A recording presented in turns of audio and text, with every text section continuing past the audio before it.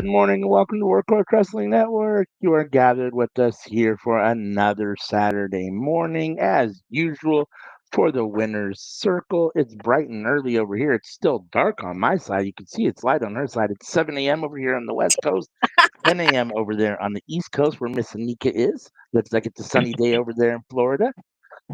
It is rainy and overcast and very dark and cold here in Vancouver, Washington at the moment. Let's see. If you're with us and you're new to the Workhorse Wrestling YouTube channel or network YouTube channel, hit that subscribe button. If you're not subscribed yet, hit that like button on this video. It helps a lot. Hit that bell so you can get notified every time we put something up on the YouTube channel. That's the best way to make sure that you know when something's going to pop up. Unfortunately, there are only 4 workhorses and life be lifing, so sometimes things are hit or miss. Card is always subject to change, as we know as wrestling fans. So that bell is the best way to make sure that you get a notification every time we go live. If you're with us on Twitch this morning, we appreciate you over there as well. Give us a follow. Who's ever with us, chime in the chat. Let us know. We're going to be reviewing AEW Dynamite from last Saturday.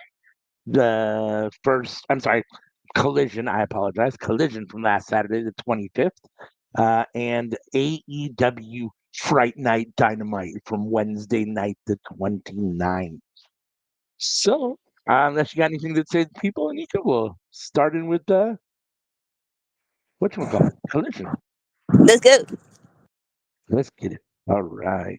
Collision from Saturday, the 25th. The first collision after Wrestle Dream.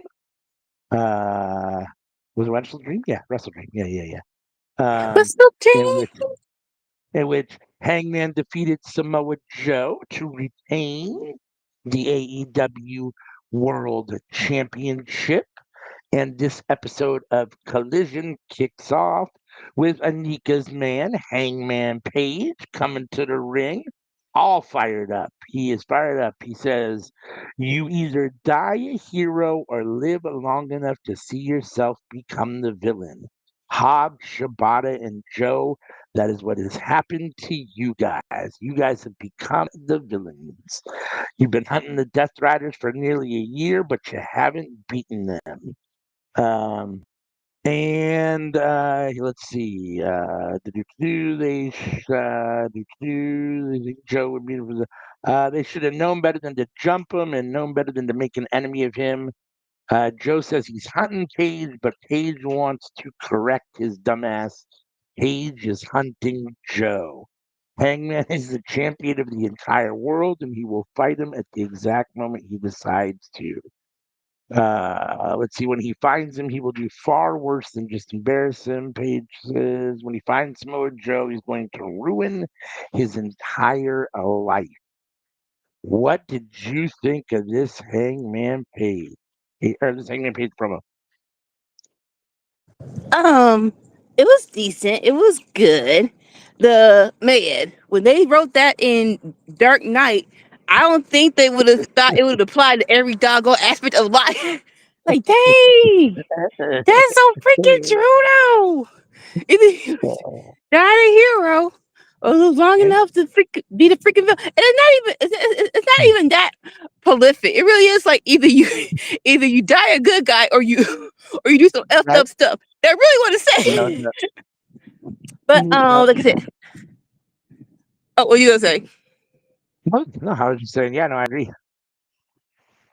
Like I said, So here's the thing, right? So right after Wrestle Dream, that Dynamite, and they show Hangman getting checked out by the doctors right after he got jumped, and then he was just all crazy eyed, and he was like, "Samoa Joe, have you lost your dang mind? You think I won't ruin your entire life?" To go from that to this well mannered, I'm gonna do a promo. Like, no, like once we start off the crazy wagon, we can't. I don't want to get off. That we can't get off. I don't want to get off. I want to go full on charge, crazy person until we do what's the face? Until we do the next match. Like until then, it should be on site. So so that's just me. But besides that, it was a decent promo. It was fine. But like, yeah, like I just need more intensity. You can't go off to Crazy Eyes. I'm gonna ruin your dog dang life to. I'm going to ruin your whole day. I'm like, no, keep the same energy for the whole feud until Full Gear in a couple of weeks. Hangman is extremely dramatic, and it feels like everything he does is extremely over the top. Like, and I don't always need, it to be like the ultimate feud ever, right? Like, I mean, you burn down, you burn down Swerve's house. You went in and then, all sorts of stuff. You've done all sorts of crazy stuff, and now you want to ruin Joe's. It's always at the, at DEFCON 5 with you, or DEFCON 1, I guess 5 is lower, but whatever it is, at level 10 with him in every situation. And it is what it is. I mean, like Hangman, I don't know. And don't get me wrong. Right now, Joe has earned his way to the very top. He's number one on my favorite all-time wrestler list at the moment. So, that being said, and we'll talk about it when we talk about Dynamite. But um, yeah, I didn't necessarily need a Samoa Joe Hangman feud. A match for the belt is fine. A little bit of back and forth, but I don't need any kind of like long drawn out feud between them. We've seen that way too many times with Hangman, and I feel like that's like the MO, and it feels like it's run its course a little bit. I just want to see something else with him. So it is what it is. I mean, again, the promo was fine. He didn't have any stumbles. He sounded fine. He sounded good. He made his point, and all of it hit hard. So Yeah. that was fine No, for what it was. and I do agree, like that everything has to be him versus Swerve, the blood feud. But I do love the part of, just in case you forgot that feud. Listen, look, I can't go back. In the words of Victoria's theme song, I ain't the dude to mess with. I just like that aspect of Hangman, where it's just like, okay, you real life think you can jump me and it'll be over. So I like that little snippet. Someone brought this up, and it's kind of crazy, where they said that all of Hangman's feuds from Wrestle Dream and Full Gear has been the same person. And it's like, what? Like that's like, well, that's so. I'm sorry. Use your words. Breathe. And you think that's not, oh, that's a coincidence, but no, 3 years in a row, the same dude he wrestled at Wrestle Dream, he wrestled at Full Gear, and it's like, are we trying to do that, or is that just a Interesting. coincidence? I didn't realize that. That's an interesting. Yeah, that's interesting. Yeah, no, someone brought up in the group chat. I'm like, I hope Uh, I don't. Someone's paying I really don't. close attention. I did not realize that. And like, I'm Yeah, not saying it's a bad thing, but I don't think we don't need to do it. Like like what are we winning if we keep this up? So so next year, let's change it up next year. I agree. Next, we had Pack in an undisclosed location from earlier in the night saying, "Discipline maketh the man." The parking This is lot. the parking lot. This is a war, not a battle, a marathon, not a sprint, and he will play his part tonight. He told Tomohiro Ishii, "You will listen, you must." Um, he's going to smoke him in the ring. The Death Riders still dominate this place, whether you like it or not. And then we see him making his way to the ring, accompanied by the Death Riders for our opening match. What do you think of the little Pack promo first before we get to the match between him and Big Tom? Oh, it was good. It was classic Pack. I would definitely say that. And when I say that, is very deliberate, very slow, and almost off base, but he brings it around. So it's just like the more so is just like, don't think because like he almost go off the register, and then he brings it back but basically, like, don't think for a second because what happened at Wrestle Dream, yeah, Wrestle Dream, that this changes anything. No. We still on top, and that's all that matters. You didn't have to call Ishii a mutt though. That was so disrespectful. Like boo that, boo you. Definitely was. No, I mean, he's a good talker. he's kind of, I don't want to say I don't want to say the opposite of John Moxley, because Moxley still has like reserve, but like he's so much more kind of deliberate and less like all over the place. Like he's, you know what I mean? He's more focused and much more, deliberate in his delivery. Even though it's intense, it's a much calmer intensity, which in some respects can be even scarier. So no, I mean, I thought this was fine. I thought the little intro promo and calling him a mutt is definitely a little over the top, but it's perfect for the Death Riders, and it adds a little whatever to the fuel to the fire here with Big Tom. So Tomohiro Ishii versus Pac, who comes with his cohorts, Daniel Garcia, Wheeler Yuta, and of course, ever in tow, Marina Shafir. Um, I noticed that the conglomeration has a new whatchamacallit, a new little graphic, which I don't know that I'm a super big fan of. Um, problem with like happy-go-lucky stuff, and I don't have a problem with, I like that's one of the things I like Willow, is that she's super happy-go-lucky. I just don't know that I like. I don't know. It feels a little corny for me, like, and especially we'll talk about it during Dynamite when we see. I think well, it's the first time I noticed it. The new little like intro video they have for the conglomeration. It all comes across a little corny. But that being said, um, the match I thought itself was really great. I mean, I'm a huge Tomohiro Ishii fan. He's a big, brick house, and him and Pat got to exchange a ton of big striking shots. Um, lots of huge clotheslines, lariats, whatever you want to call them. Um, Pac ultimately gets the win with the lariat, with the running clothesline lariat, whatever you want to call it. As you would imagine, Wheeler Yuta helped him as he hit the knee on Ishii at the end. Um, but this was everything you would want it to be: hard hitting, full contact. I thought this was very good. It went 15 minutes. I don't really have anything bad to say about this. The only thing I have bad to say about this is just kind of the overall booking of Ishii in general, and just kind of, I don't want to say it's treatment, because I think he's been treated for it. I just don't like where he's been situated and the way he's been booked. He's taken a lot of losses.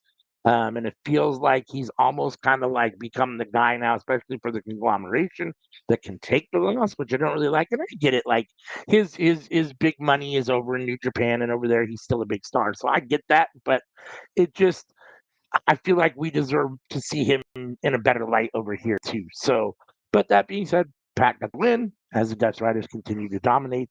What do you think of this match? No, I completely agree with you. Where I love Ishii, even though we just met a couple of years ago, but I adore him. He is my Bushi Boo. But more so, I do love the respect you can see other wrestlers have when they get into the ring with Ishii. Where it's just like, it's like oh shoot, I have to take him seriously, or I'm gonna get my behind kick, kind of thing. And for that, I'm like, yeah, that's how Ishii should be presented. Back to the conglomeration theme song. I will say this. When they're all together, I love it. Like if you're doing a multi-man match, it's so 80s, it's so Saved by the Bell, it's so City High, where it's just but if they're Video by of themselves, OC jumping on their laps when they're all sitting on the couch, like, really? This is what we're doing? Like, and then like uh, Roderick's not with it, but it's like, sir, you're in the theme song. You can't escape it. You're now officially part of the conglomeration.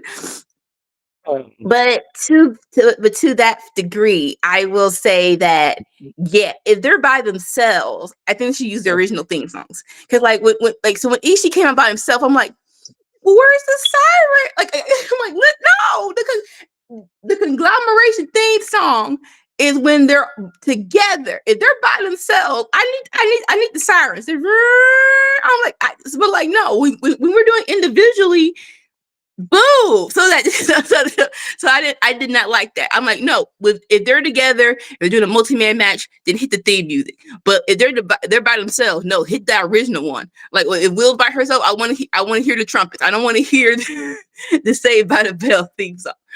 But yeah, no, this match was great. And I love that they know who they're facing in the match. Whereas like Pac knew, oh, I'm facing Ishii. I'm going to get the crap kicked out of me, basically. But I will love every little bit of it.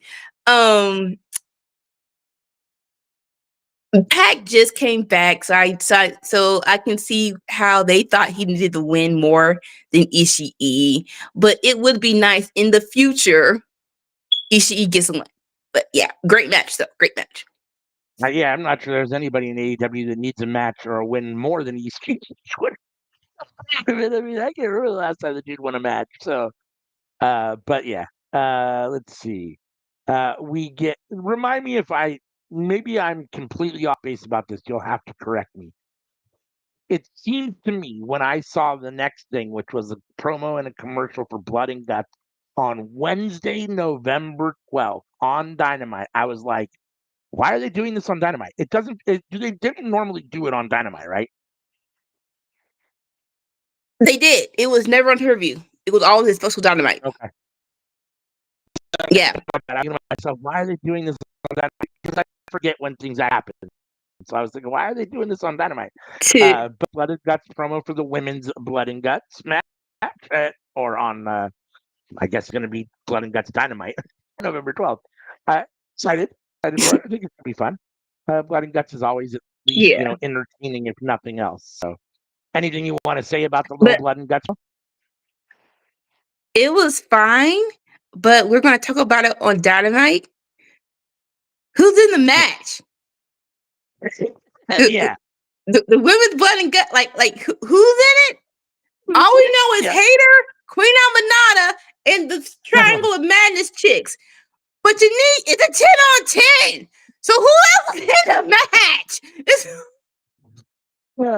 Yeah, and it's only 2 weeks away, so yeah, they better figure it out real quick.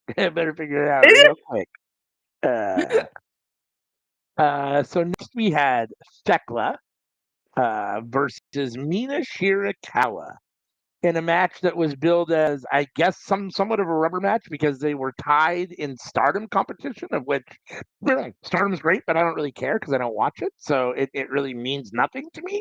I've never seen these two wrestle myself like that one-on-one, so I was excited to kind of see this. I like both women. I thought this was really good, back and forth. I enjoyed it a lot. Both women are really talented. I'm excited to see. I hope both these women hang out for a long time. Tekla's been getting a big push, and I can see why. I think she's shown that I don't want to say deserves it because she's only been here for, a minute, but like that she's good enough to be in a big spot, that like she has all the tools. Now, whether she's paid her dues in AEW, that's something people can argue or whatever, or, whatever the case may be. And it's not her fault that we don't know what she's done outside of AEW enough to feel good about her. But I like her a lot, and the same kind of thing with Mina Shirakawa too. Like I'm not overly familiar with her Stardom work. I'm the only times I've really seen her is in AEW, and it's been kind of few and far between. She's been here and then left, and been back and left. So you only get to see her in short little bursts, but I really enjoy her, and I thought these two had really good chemistry. I can see why they wrestled each other several times in Stardom. The match itself was really good. Thekla got to win with the Death Trap submission, and Mina tapped a little over 13 minutes. So Thekla with another what I call big win. I mean, Mina's not like a mega star in AEW, but she's still, it's a solid win for Thekla. Another one under her belt as they continue to push her. So, what do you think of this match? Totally agree with you on everything, basically. Great match. Is like there's a few people in AEW that were like, "Oh, this is a bad wrestler." Like honestly, so like not sure. More so just your expectations of how good the match is. So, and it was really, really good. Like I said, totally agree with you on the Stardom thing, where it's like I appreciate them not. I'll say this: I appreciate them not thinking that, oh, they're just in AEW. Like, no, I appreciate them bringing up their past. And before we got AEW, I was someone else. So another star in another company. So I do appreciate that. It did. I guess it like what if that butters your biscuits to see like, oh, it's a rubber match now. Okay, however, it is to hype up the match more. Again, the whole who needs the win is probably just going to be the little nitpick, and I would because Mina and Tony Storm is going to team up, so it is like I don't. Tony Storm is Tony Storm, right? She's timeless, but you don't want anyone to be overshadowed by her. So it's like, yeah, it'd be nice if Mina got a win before they do the tag team tournament. But I know y'all pushing Tekla, so it's fine.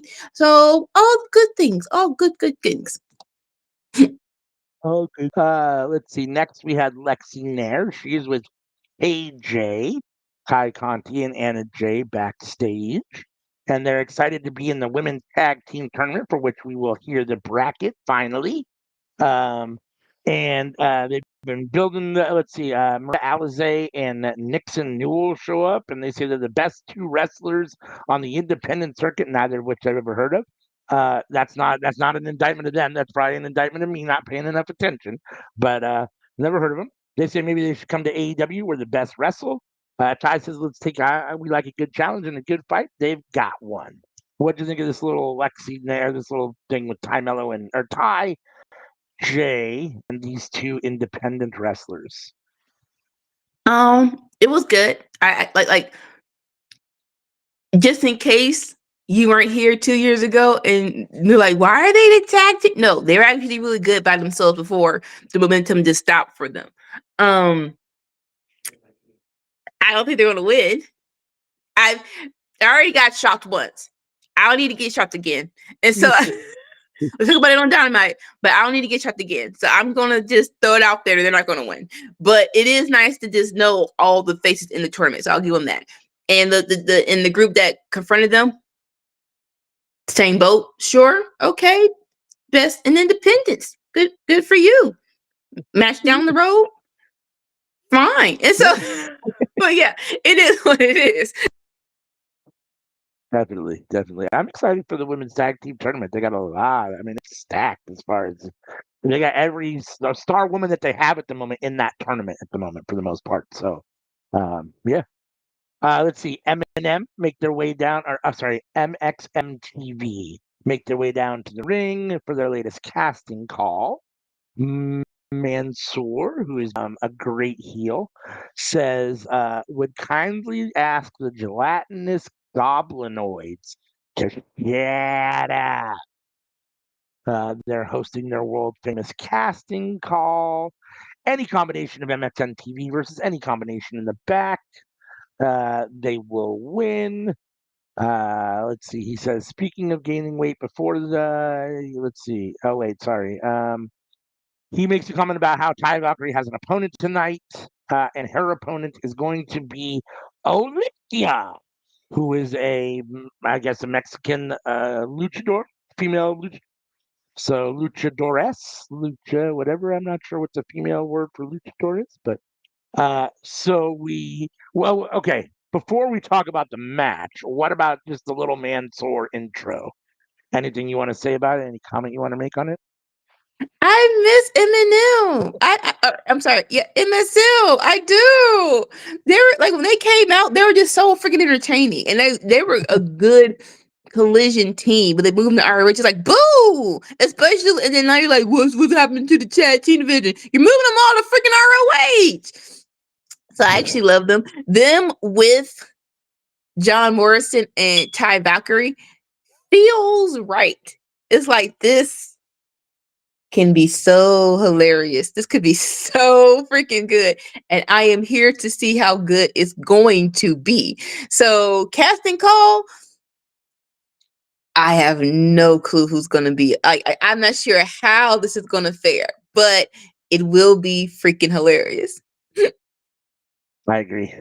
Olympia versus Taya Valkyrie. This is my first seeing of Olympia, and it wasn't very much. I find it very interesting that Olympia got what was appeared to be basically a squash victory over Taya Valkyrie in 2 minutes, a little over 2 minutes.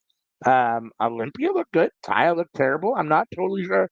I'm not totally sure why Tony Khan seems to like the story of people being very excited about how good they are and then failing.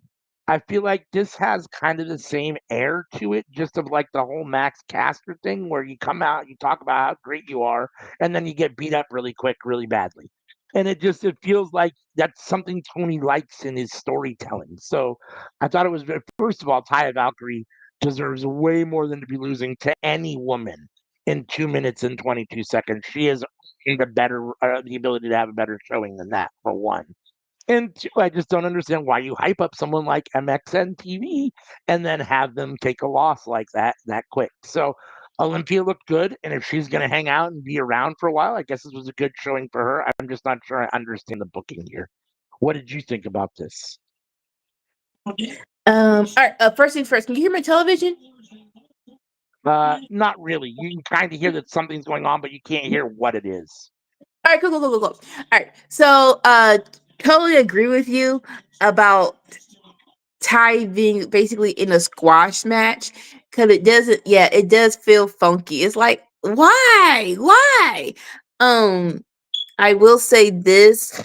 So we know that Olympia, is that her name? Olympia. So we know that she's going to challenge Mercedes Monet for one of those titles. So I guess that's why she gets the win. But like you said, Ty Valkyrie deserves so much more, and it really freaking sucks. And especially when her and Deonna Purrazzo had that great thing, that great tag team, and they're just again just ahead of their time. Where it's like you could have just waited out. You could have been in the tournament.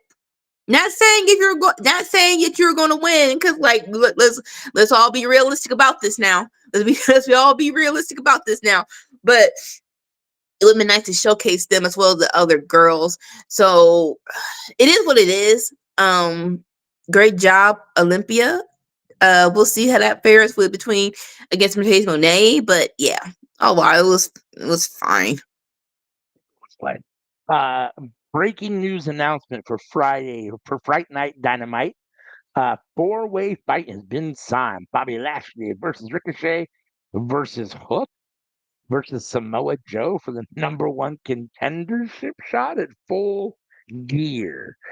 I was taken aback by this announcement, big time. Don't get me wrong. I was very excited to hear that Bobby Lashley is going to get a shot in a singles match, which feels like it's been forever for him, and an opportunity to have a shot at the singles title, which I like because I think, even though I'm not the biggest Bobby Lashley fan, I think that's his sweet spot is singles wrestling. And Ricochet, who has been, as you like to say, or as CM likes to say, doing the Lord's work for a long time now in AEW, and hasn't, he's gotten a couple of opportunities, but he deserves a real opportunity, a good shot at Hangman Page. Um, Hook, I have no idea why Hook is there. No offense to Hook, but he hasn't earned it. He hasn't deserved it. He's done nothing to prove to me that he should have a shot at the AEW World Title in any way, shape, or form. And as much as I absolutely love Samoa Joe, when I get that they're in the middle of a feud, I don't necessarily need to see them just run the same match back to back to back. And like you just said, now it makes it even worse now that I know that Hangman Page has faced the same guy at the same two pay-per-views the last 3 years. So it's like, what? I mean, we have hammered at times WWE for running rematch after and just whatever. And I don't want AEW to fall into that same rhythm, and it feels like at times they do, and so I'm nervous for that. So I was definitely surprised by this announcement. We'll talk about the match when we get to Dynamite, but what do you think of this announcement at first, just when you heard it?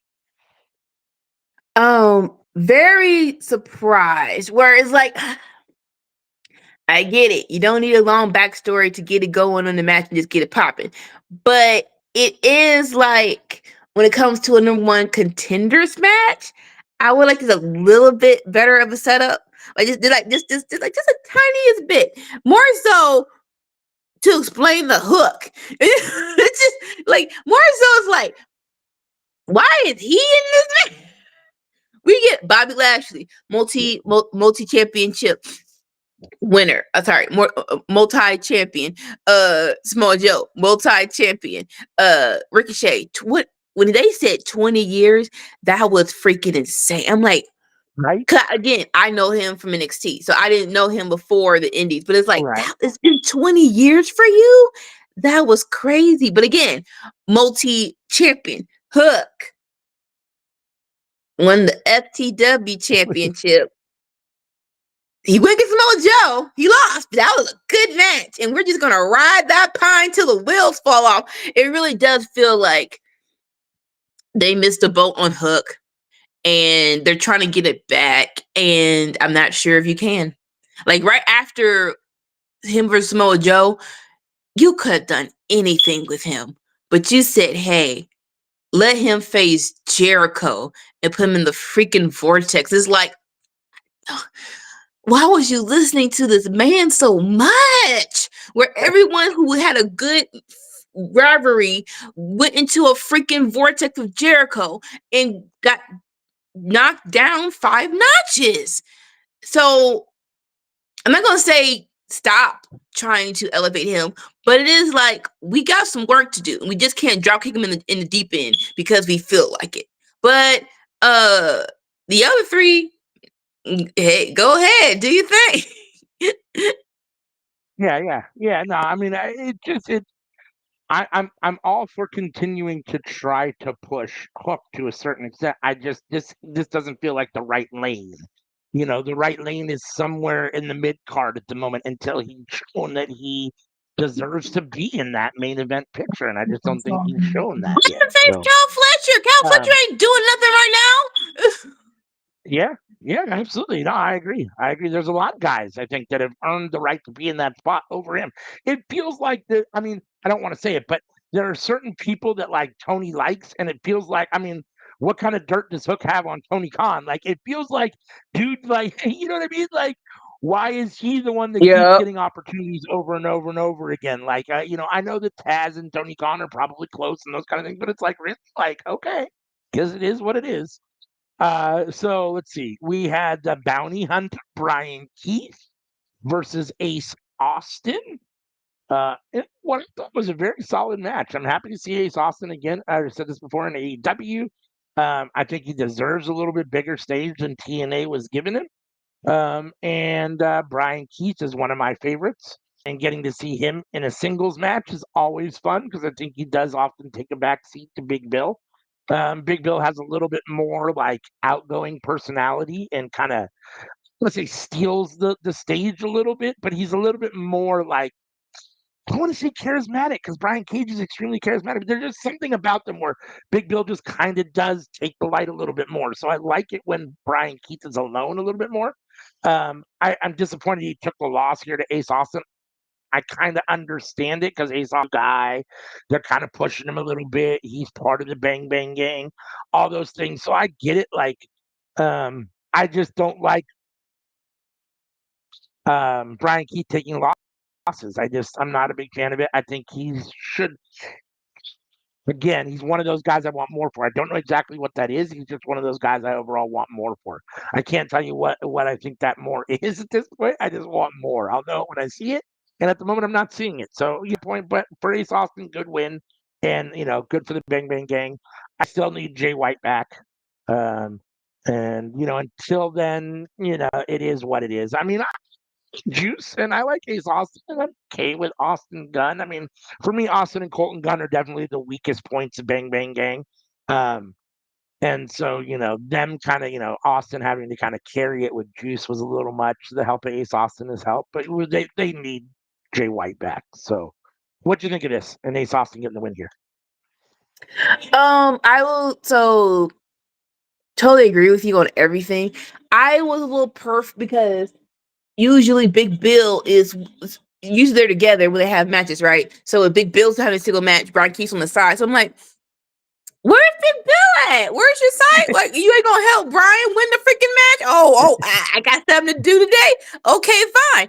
But then the flip side of it is, I agree with you. It did give a chance for Brian Keith to shine a little bit more by himself. And this match was so like, I don't know about Brian Keith. I didn't know him on the independent scene. So I just know him from here. So all the times where he gets solo matches, it's like, oh, this is why people like you. Okay, I'm getting it now. I'm getting it now. I love the bounty hunter. I'm like, I get you're with you're trying to be more modern with the leather on, but when you're by yourself, you need to be the bounty hunter. You need to be the bounty hunter. I love it. The high waisted little Zorro pants. I like the whole thing. So yes, when you're by yourself, you want to be the bounty hunter.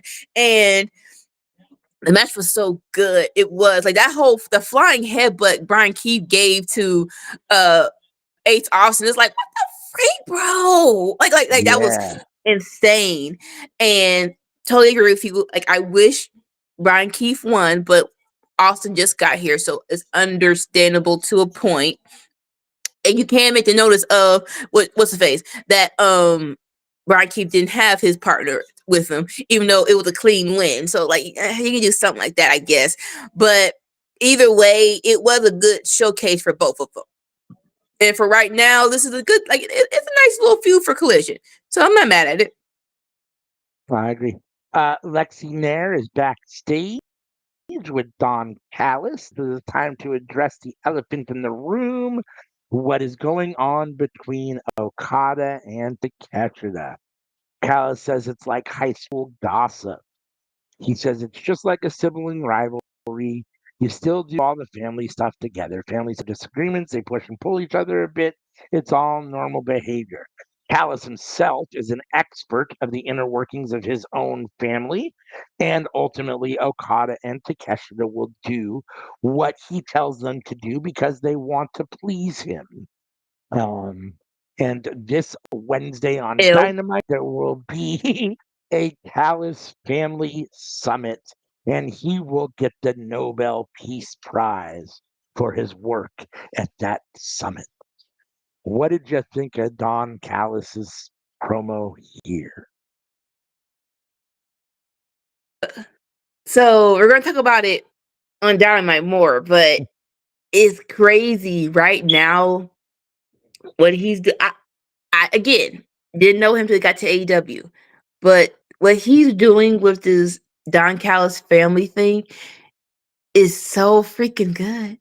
It's so freaking good. I did again, when I meeting him with Omega, like, okay, he's Omega's relative. Okay, cool. Okay, now he's just a heel manager, but like, no, he's levels of, like, he knows what he's doing. Like, not gonna say he like I don't say on the same level, but okay, it's more on the Paul Heyman, at least Vicky Guerrero levels of being a manager. So I'm like, okay, and this is just, this might be one of the best feuds on AEW right now.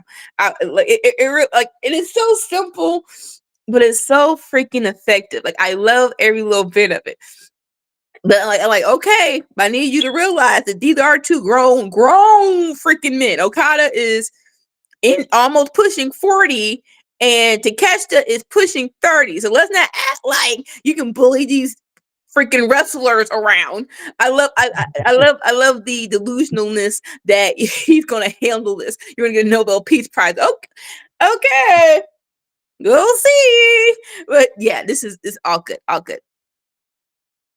Yeah, I mean, I enjoy the thing that I like most about AEW is that it's brought, and I think that's in big part due to the Young Bucks. I mean, and Tony Khan, obviously, but the Young Bucks in the beginning, it's brought all those independent people that you had kind of heard about, but maybe didn't have experience with, or New Japan guys, all those guys that, that were out there, but you just didn't have personal experience with, into the forefront for, American fans and all those things. And so, yeah, Don Callis is one of those guys that's been along for the ride. I knew who he was, and I had a little experience with him before AEW, ton.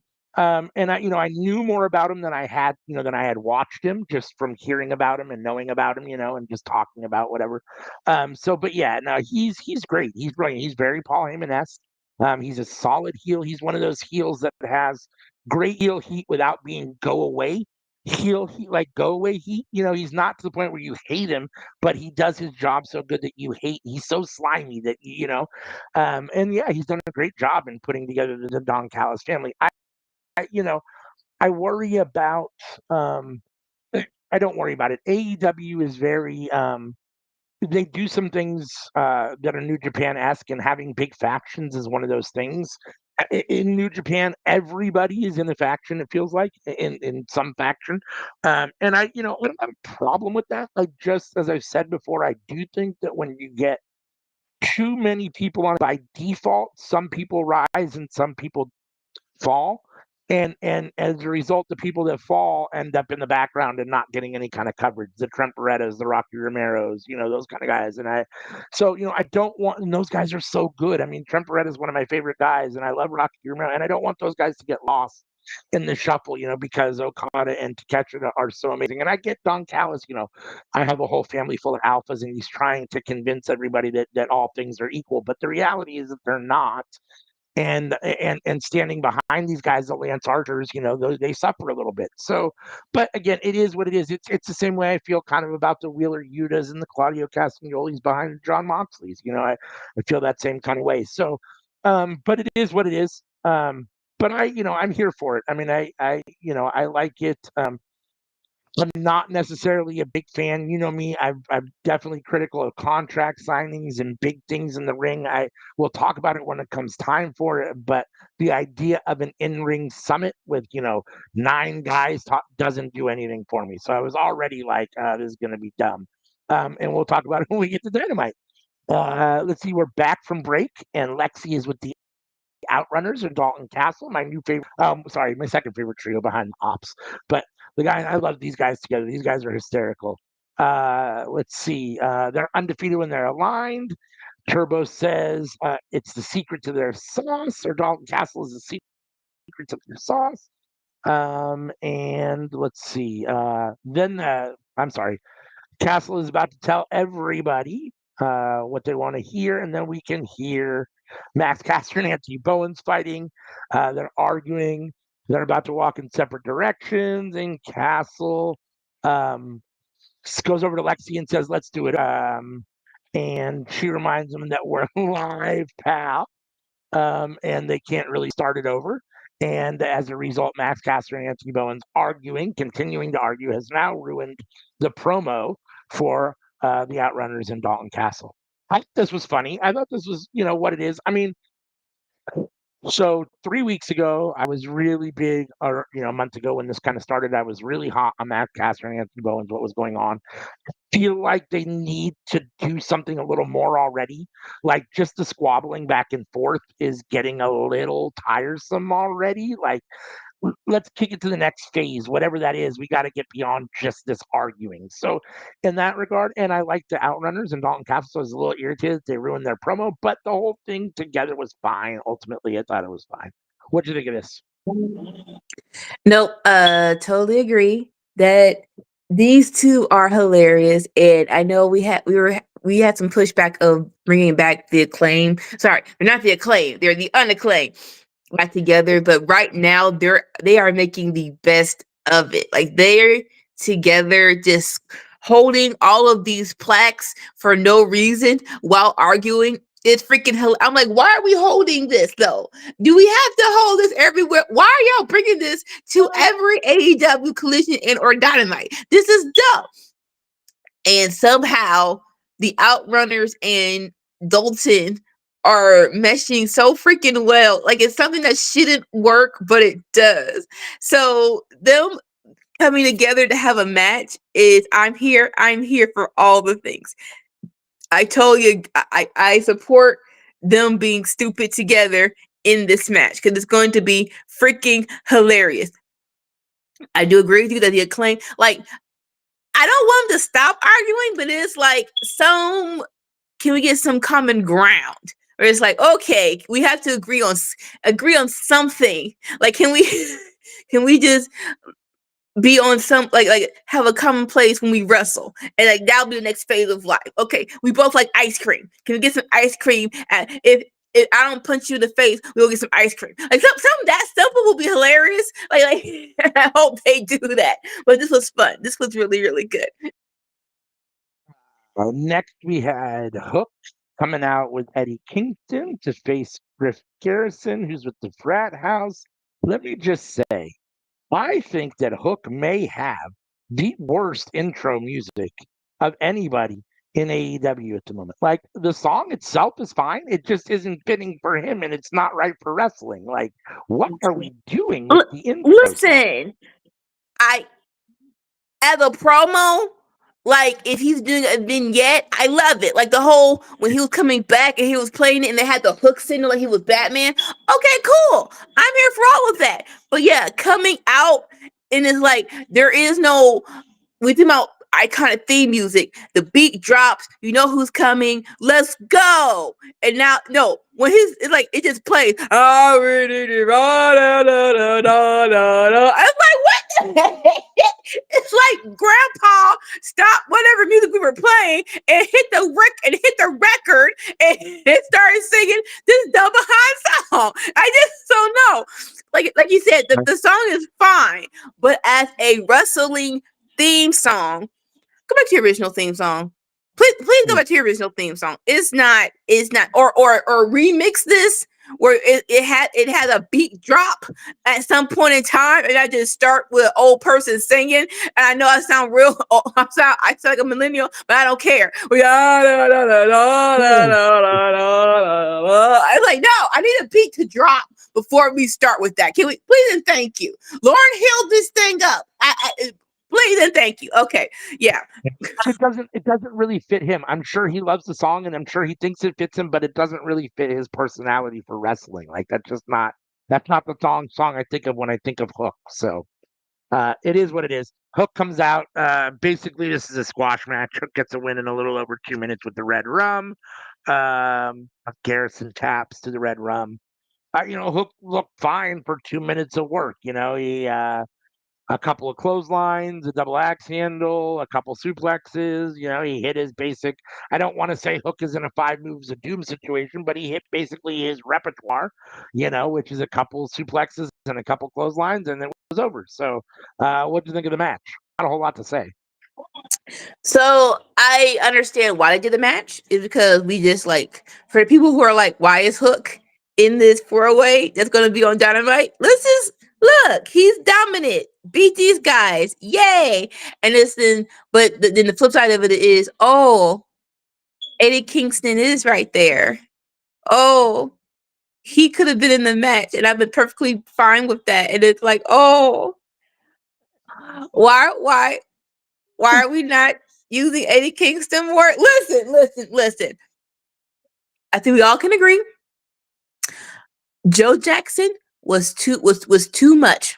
You did too much. After y'all got successful, you could have backed away. You could have let down your guard a little bit. But we can't deny the work ethic got the Jacksons to where they are.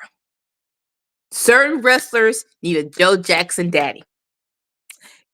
Eddie Kingston, Kenny Omega. I'm about tired of y'all going into these stupid feuds that are not at the main event scene, and now we gotta scramble to find other people when y'all are right there. Now, Kenny Omega, I know it's health reasons, so I'm not sure his schedule. I'm not sure like what exactly how long we can have him for, so he gets a little grace period. But Eddie Kingston, get off the sidelines. Get off the sidelines. You being with Hook, it's not even meshing well. Like y'all are just together. Get off the sidelines. Fight someone I want you to fight. Dang it.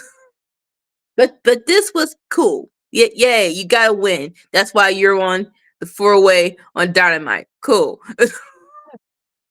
I guess we are 2 minute squash over Griff Garrison. I guess that earned you the spot for a world title shot. All right, like okay. I will will say it's nice to see an, It is what it is. an AEW original. I'll say that. Griff Garrison is like what happened? Hey, oh, you know what? That's No, the other thing too, right? About Harrington. For a minute, he was here for a minute, and I was like, he's gonna have a great right. future, and then just nothing. Well, okay. Well, more so, Lexus King went to NXT, and I guess it didn't have anything for him.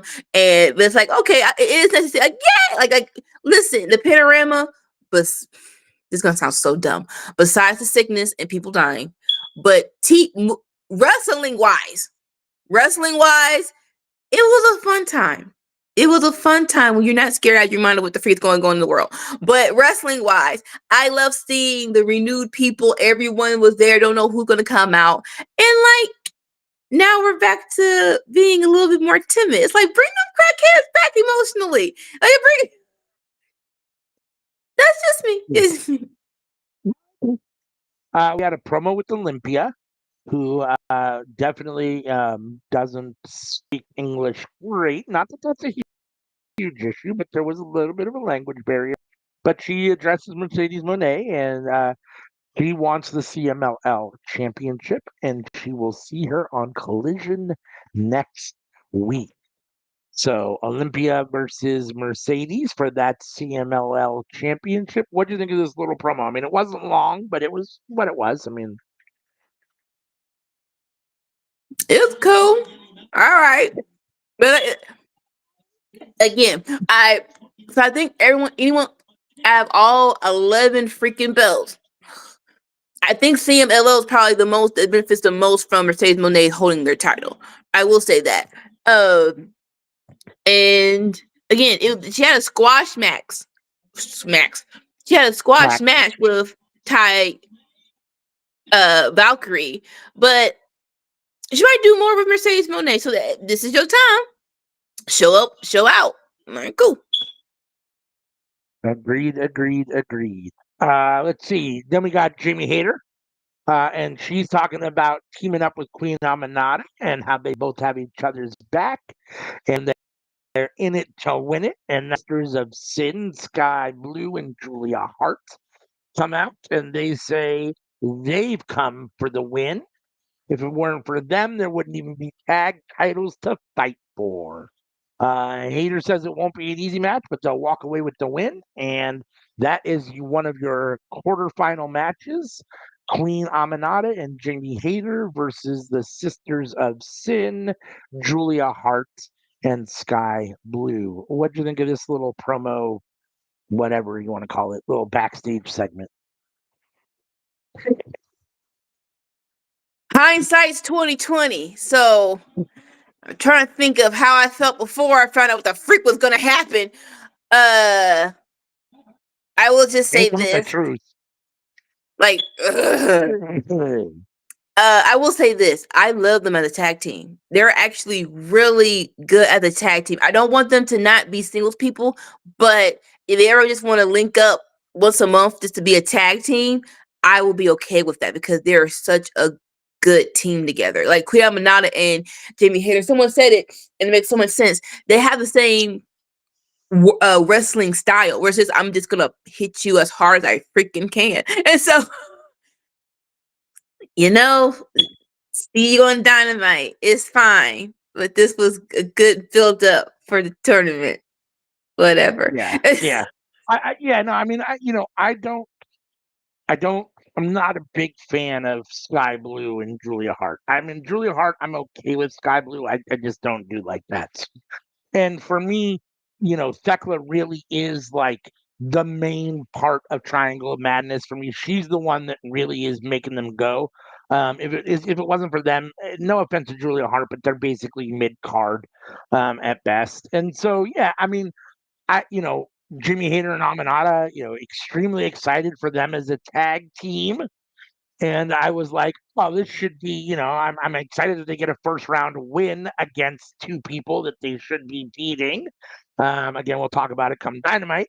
But yeah, I mean, for what this was, I thought this was fine. But again, I find it interesting when they give a subgroup a name inside of a bigger group, like you're already the Triangle of Madness. Why are you the Sisters of Sin as well? Like, No, Dave, if you okay. I was like, it was just like, why are we doing it? I get it if it's 4 people. Like, okay, we are DX, but it's New Age Outlaws because right. we were here before we were in DX. That makes sense. But it's only 3 of y'all. It's 3 of Exactly. y'all. So why? And I guess Triangle of Madness. I guess that's 3, but still, like, why are we? But like, it's only 2 though. It's not like we went from 3 to 2. And so like, it's like, I don't know. That might be what you call it? That might be a signal that's telling you that this group might not stay together for long. That maybe they are looking to, once they get Tekla in the position they want her in, that they might just like they're definitely Tekla's gonna be by herself, and then that's when they're like, oh, hey, see, that's why we're sisters and whatever. But right now they need to be together. Like, Tekla is in the forefront, but she is nowhere near ready to be by herself. So even if that's a thought in the back, y'all don't pull that trigger just yet. And crazy enough, like, screw injuries, man, because a year ago, 2 years ago, Julia was high. Julia was the TBS champion. She had the hat. She was coming out and doing great matches, but then her freaking arm got hurt, and we're trying to get it back, and you just can't. Like, you gotta do something new. And crazy enough, I know, like, it's crazy to be here for like what, a minute and a half promo, but it's like when Buddy got hurt, and it's like, why aren't you with Brodito? Why are we doing that? Why did we just break that pairing off? I get Buddy was hurt, but y'all were together way before. But like, y'all were together a lot without Buddy, so I didn't need Buddy to make the thing in my estimation. So maybe that's a reason why she's like, her stock got down just a little bit, but hopefully they'll fix it. Hopefully, because she's still so young, she still has so much time, and hopefully it'll get better. Yeah. Yeah, I mean, unfortunately, like I said before, when you have faction, the cream rises to the top to a certain extent, right? And you can see that there's a bit of a gap in both the talent and just what's going on between Tekla and the other 2 women. Unfortunately, she's better than they are. She just is what it is. I mean, no offense to either of them, she's just better. Some people are better at certain things than others, and I think Tekla's one of those people that's extremely gifted. There are some people that come along that are extreme. He's one of those. So, yeah, I mean, we'll see what ends up happening with them. But I feel like Julia Hart might have been better suited to stay with Brodito than to go and join the Triangle of Madness. I mean, I don't know. I mean, it's 6-1. I mean, I guess here she's getting more wrestling time. I guess with Brodito, she would have been just more like a manager. So I guess maybe that's part of why they went this way, because she wants to actually wrestle as opposed to just be whatever, which is fine. More power to her. I just, it's. I, there are certain things you see in wrestling, and there are times where you can tell who's better than others, and Tekla's better than both of them. So it just is what it is. Mercedes Moné versus Olympia is made official for Collision next week for the CMLL Women's World Championship. So we'll see what that does. Other than that 2-minute squash against Taya Valkyrie, I've never seen an Olympia match, so I don't really know what to expect. And because they didn't choose to allow Taya Valkyrie to have any time or any kind of showing, we didn't really get a chance to see what Olympia can really do. Like, they could have made it like a 5 or 7-minute match and actually showed what she could do, because Ty is a really solid wrestler. She could have looked really good as opposed to just getting the squash. So, and I didn't think she looked overly great in getting the squash. Like, I thought the squash was what it was, but it felt like it was more like a fluky kind of squash than it was, oh, I'm way superior to you, and that's why I squashed you. Like, Ty is bigger, stronger. You know what I'm saying? The whole thing. So it is what it is. But we'll see what the match looks like. And it is main event time. FTR is out first, and then the Bucks come out to FTR's music. They don't even get their own entrance at this point. How far the Bucks have fallen, how They broke need that money. they are. They need that money, and this match is for $400,000. That infamous $400,000 or $500,000, that money match that nobody ever sees the money from. But it is FT Young Bucks versus the newly reformed Jurassic Express and Kevin Knight and Mike Bailey of Jet Speed. As you would imagine, with all of these guys, it is essentially a nonstop action. Can't even do a play-by-play. I wouldn't if I could. It's just so much going on. When you've got Mike Bailey and Kevin Knight and the Young Bucks Listen. in a ring together, it gets out of control real quick. As far as just the moves and all the spots, and then obviously you've got FTR and Jurassic Express, who, what can be said about either of them? FTR is one of the greatest tag teams on the planet, so they always hold their own. And this is where both Luchasaurus and Jack Perry shine the most, is when they're together at Jurassic Express. That's when I feel like Tony Khan cares the most about them. It feels like that's their sweet spot. That's where Jack seems the happiest. That's where Luchasaurus seems the happiest. And as a tag team, they have their most success. So Jurassic Express and Jet Speed get the win here. Just the match was amazing. 20 minutes of, full fourth gear action. So many moves, so many amazing spots. This is kind of what you expect from AEW with the main event. You've got two of the best tag teams ever to do it in the Young Bucks and FTR.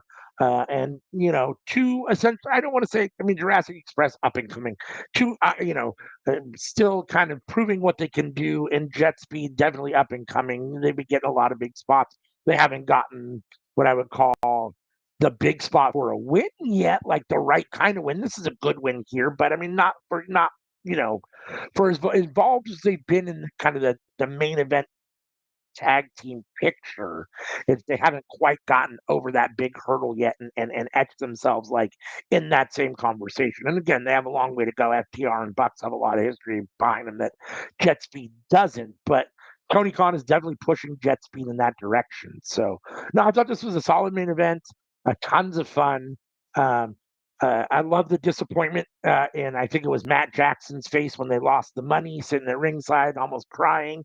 The whole thing was great. I thought this was fun and a fun Collision main event. I think if you want to, you're always going to be fighting that Collision isn't live. But if you really want to make Collision, if you want Collision to try to be anywhere near what Dynamite is, as much as I don't want to just see the same people everywhere, you do have to put the mega stars on Collision. That's what's going to get people to turn in. And this kind of a main event is what's going to get people to watch. So I thought this was solid. I enjoyed the show itself. I'm only giving a C because of where I thought a lot of egregious things on the show. So I'm only giving it a C for this week. But this match itself was great. What did you think of the main event and the show overall?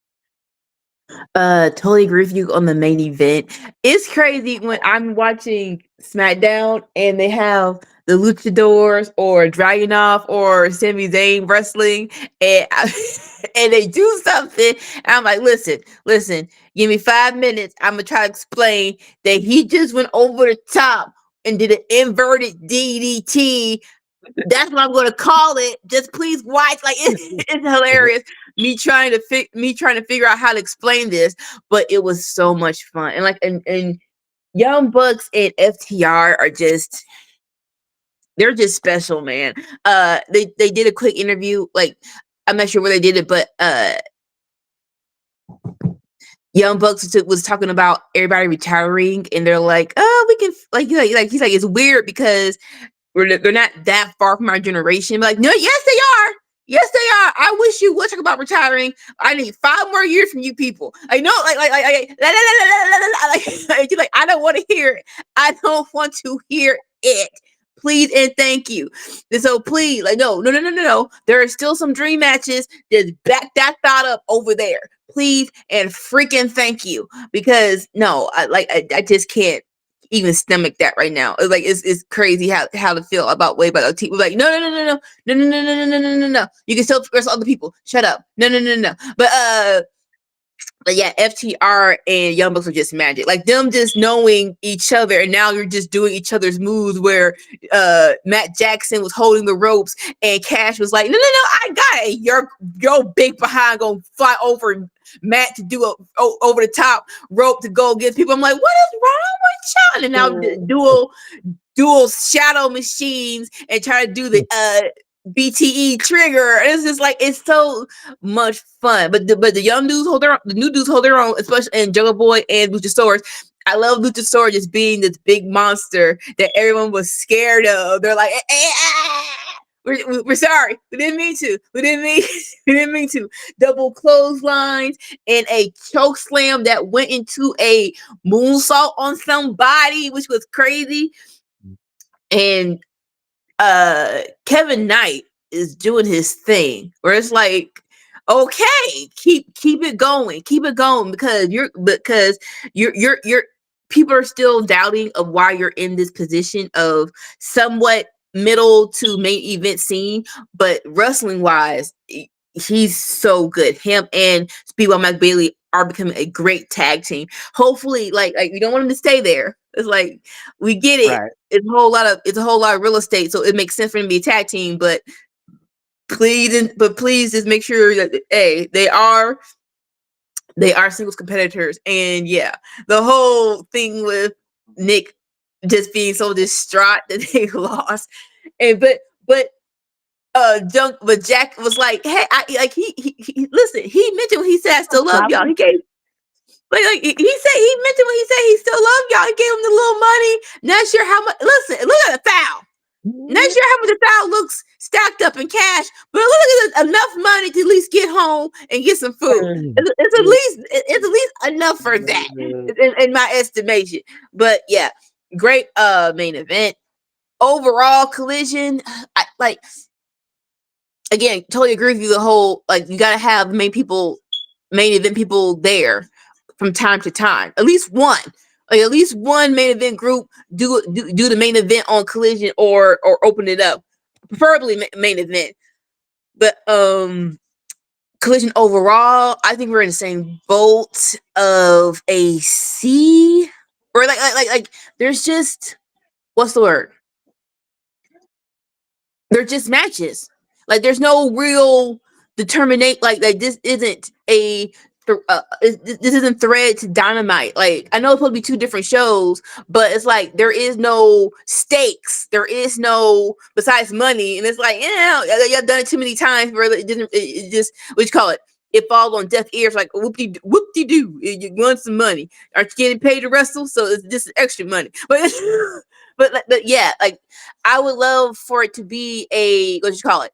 Just have a story theme across the show. Or like beginning of the show, something happens. At the end of the show, it concludes. Just having something as simple as that could probably just bump it up because just having matches there. But this was but the matches were fun. The matches were fun. So a C plus. How about that? C plus. Wrestling loves to beat a dead horse, and as funny as it is, and as good as the Young Bucks are good at being the broke bucks, it's already wearing thin on me a little bit. Like we've been doing this now for a while. It's like it's already getting a little.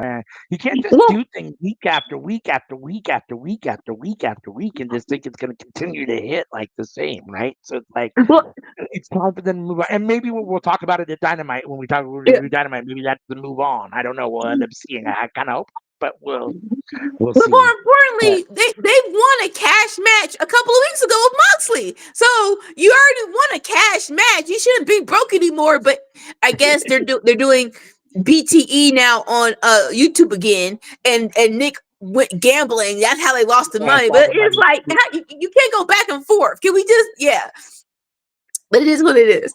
Yeah, just the whole them just being it's funny, but at the same time, you can't just do it indefinitely. Like it's funny for a couple weeks, but not just forever. So we did get another announcement before Collision went off, which was it was going for Fright Night Dynamite the following Wednesday. It would be these same four teams except versus each other in a fatal four-way tag team match, and the winner would be the number one contender to the AEW World Tag Team Championships and would get a shot against Brodito at the upcoming All Out pay-per-view. So another thing to look forward to on Fright Night Dynamite coming up.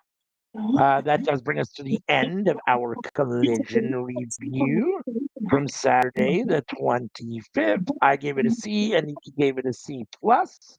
We're gonna switch gears, and Anika's gonna take over and take us through Fright Night Dynamite, and we'll see who gets the win after we review Dynamite. It's all yours, Miss Anika. Fright Night Dynamite. It's gonna be out of sight. Oh, sorry.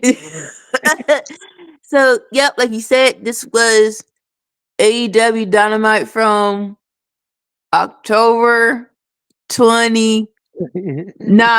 Yes. Okay. Yeah. We opened up with a match. And it's like it feels like we haven't done that in a minute. And it's like, heck yeah, let's just bypass all that stupid crap and let's get to the nitty-gritty. And it was OC with Darby Allin versus the Death Riders of Yuta and Daniel Garcia, which I do love them as a tag team. I'm like, it actually makes sense, and they actually are good together. So I love that. They showed a little clip of OC with best friends when they're dressed up as Rick and Morty on the first year of Dynamite. It's like, why didn't you you could have done so much with the best friend? The best friends should have won them titles at one point before they got hurt. They should have. I will die on that hill. They should have won it one time. I don't need to be a long reign, but they should have gotten them freaking titles before they got hurt. That was just me. But to the match, this was crazy for really no reason. It's like, I get it's Halloween. We're doing a Friday night Halloween thing, but y'all didn't have to go this nuts on it's a regular Dynamite. That's just a regular Dynamite. It's correct me if I'm wrong, but it was a tornado tag and then we have Yuta putting OC through a table, and we have an attempt to use a freaking skateboard. And what are we doing? Everyone calm down. But it was entertaining though. Like if the opening match sets up the whole show, and this definitely got the crowd going. And Sting's son Darby has now we call it inherited the Scorpion. We call it. It's called what is Sting called it? It's called the Scorpion. Deathlock. Deathlock. I want to say Death Drop so bad, but no. The other one, right? The Scorpion Death Drop is like the reverse DDT where he holds him and then drops him on his back. The submission. If y'all in the live chat, tell me, because now it's gonna hurt my brain. What is it called? Either way, the submission that Sting uses, he has adapted it. You know what? Screw this. No, because y'all not gonna defeat me with this state of mind. Deathlock, isn't it? I swear it's the Scorpion Deathlock. Okay, but like what? Stinger. I know your name was. Why was it so freaking close? That's what made my brain hurt. This Deathlock. But Darby is a wrestler, so he does it very, very well. And Yuta taps out. So listen, not sure what the Death Riders have to do, but they are in a situation where they're doing like I love Brian Danielson on commentary. He's like, "You're just like your leader Moxley. He's tapping out," and it's like, listen. We don't have to rub it in. You're doing the most. You're doing the most. But yes, Darby and OC for the win. What were your thoughts on the match? Oh man, I got a lot of thoughts. So the first is why Darby is still even involved with the Death Riders after what's happened on Moxley. Like I thought we were over with the I Quit match. Apparently not. That's the first thought. The second thought is that wrestling as a whole has a flaw. And that flaw is that 99% of the time when people do over the top or flying moves, the person has to either be standing in position waiting for them, or they've got to be laying in position and they lay too long. There's often it looks like this is too choreographed. What I will say is Darby Allin and Orange Cassidy, you don't have that. Darby Allin all caught when he goes over the rope or through the ropes, he doesn't care if the guy's standing. He doesn't care if the guy's in the right position. He just goes for it. And it's refreshing because very often, all too often, you see guys in the right position holding each other to catch the guy or to make sure that they're right in the. I mean, Okada stood in that position for Bandito to jump on him off of that top rope for what felt like 5 minutes. Okada just stood there like, I'm just going to wait for Bandito to jump on the ropes and spin around and do what he's going to do. And it was like, this is way too, so like they have an issue already, and it's been a Yeah. long-term issue. I mean, they've been doing this, they've had this problem for years, so it's not something they're going to change or solve. But Darby Allin and OC are kind of the antidote to that because neither of them cares. They both just go. And so that's really nice to see. I enjoy that a lot. As much as I'm not a big fan of Orange Cassidy's stick, I do like him in the ring, and he's an amazing wrestler. Yuta and Garcia together are solid. Again, I'm happy to be seeing other people than just John Moxley from the Death Riders get TV time because I do worry about kind of the John Moxley vortex or the Death Rider vortex. So I'm happy to see them get time. And yeah, I mean, Yuta has to tap because the stronger, more alpha John Moxley tapped to the same move. So if Yuta doesn't tap, then is he stronger or badder than John Moxley? So obviously Yuta has to tap and tap faster. So I get why all this happened. Yeah, I thought it was for what it was. It was a solid opening match. This is AEW. This is exactly what they do best, right? Which is high speed, lots of violence, big match stuff. So I enjoyed it. I thought it was a great way to open the show. Very fun. No, totally agree. And just side note, Darby's the only one should be teaching Tope Suicidas. Like, I don't like. No offense, right now, everyone who's teaching it should stop.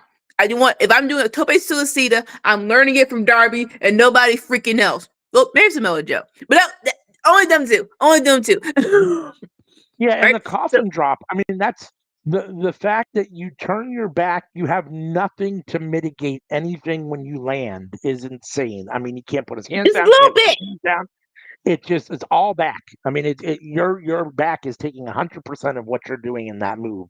And he doesn't wait for guys to be in position a lot of times. Guys can be anywhere, and he just does it. It's like it's extremely refreshing. I worry because you worry about like how long it's going to be, how long you can sustain this type of wrestling. But it's fun to see because a lot of times it does look too choreographed. So yes. No, totally agree. All right, now we have Hook entering the building as he's about to prepare for his 4-way match to determine who's the number one contender for the AEW World Heavyweight Championship. This was not necessary, but I'm gonna say what he said. He's like, listen, so I'm going into this match with some highly decorated people. So yeah, I got my hands full, but I'm not stranger to that. But Samoa Joe, I'm gonna make it my business to go directly for you. Everybody was surprised at what you did at Wrestle Dream, but I knew exactly who you were. I think it's a wrestling trope where people say, I knew who you were, but we were in a group. But I'm like, I see straight through you. Then why were you in a group? If you knew who he was from the beginning, why did you say yes? Like on Raw, I know you haven't watched Raw in a minute. Braun Breaker and Bronson Reed turned on Seth, and Becky told Paul Heyman, Seth knew y'all gonna turn on him. Then why did you select him as part of your team? It makes y'all look stupid. So like again, not sure if it's a wrestling trope, but can we stop it? It makes y'all look dumb. That's just me. Now to the rest of this promo. Why are you doing this at all four in this 4-way match? Why are you, Hook, doing this promo? Listen, unless y'all take him to promo school, stop making him do promos. The mystique of Hook was that he didn't talk. He was beating people up. He was a younger version of freaking Goldberg, and you know what? It worked a little bit until you put the foot off the gas. But now you want him to say words. Stop making him say words. It's not necessary. All people to say words. I didn't need him to say words. That's just me. What do you think about this? I mean, I agree with you. I mean, I've been probably overly critical, but I think it's fair of him. He's not a great talker. This wasn't a great promo, and like you said, when you've got these four guys that are going into this match, why is he the one that's doing the promo to sell the match? I mean, clearly, maybe Hook is really Tony Khan's kid. I don't know. I don't know what it is, but somewhere, somehow, I don't know. Somewhere, somehow, Tony Khan has some sort of love affair with Hook and feels like he deserves these spots and wants him to get over. He's had 3, 4, 5, 6 tries now. I mean, he's been with well, not every major, but he's been with a lot of major mentors. He's been in matches with the biggest wrestlers on the planet, and I just feel like he hasn't progressed the way he should. I mean, it just isn't there. And I maybe at some point it will be, but for now he just leaves me short. And so I don't, yeah, it is what it is. I mean, I guess, okay.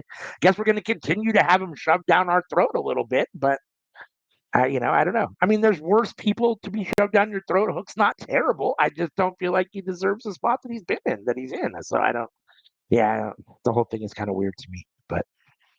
And more so, I just need to have a plan. Can we have a plan for, like, if we're going to push Hook, you need to push him with a plan. You can't just drop kick him. Let's do better with the preparation if we're going to push someone. That's just me. Agreed. All right. Agreed. And so we have the Young Bucks in the back getting ready for their 4-way tag team match to determine who's the more contender for both Deto's tag team champions. Don Callis runs into them and says, listen. I know y'all been down your luck, but it feels like you would benefit from being part of a family.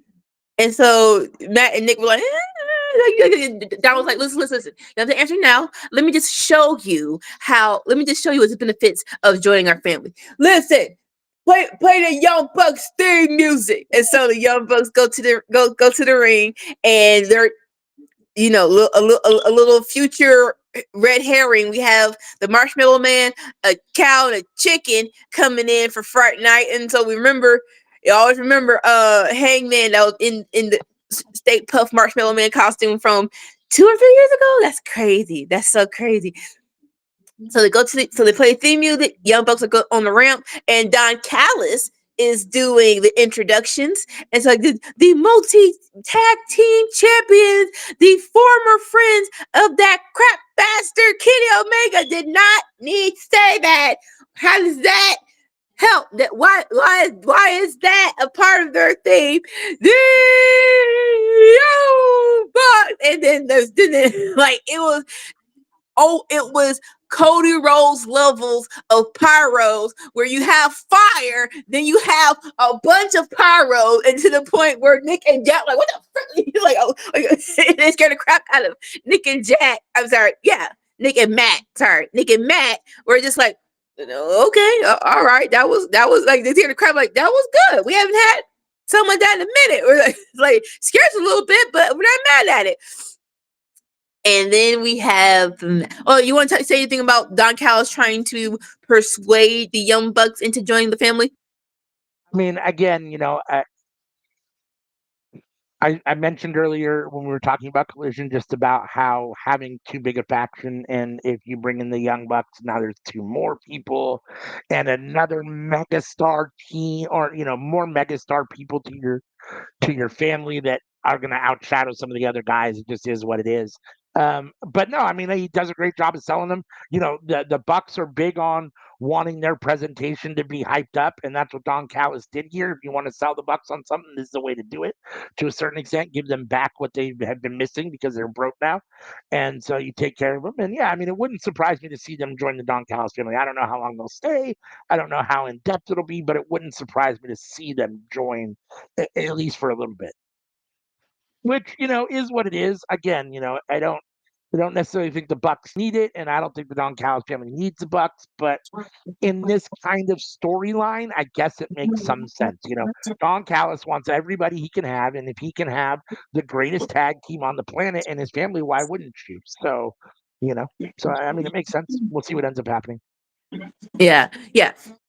And especially Okada's already in there, so it's like it should be like, if you wanted to join it for a little bit, like, it wouldn't be that far a walk across the barnyard.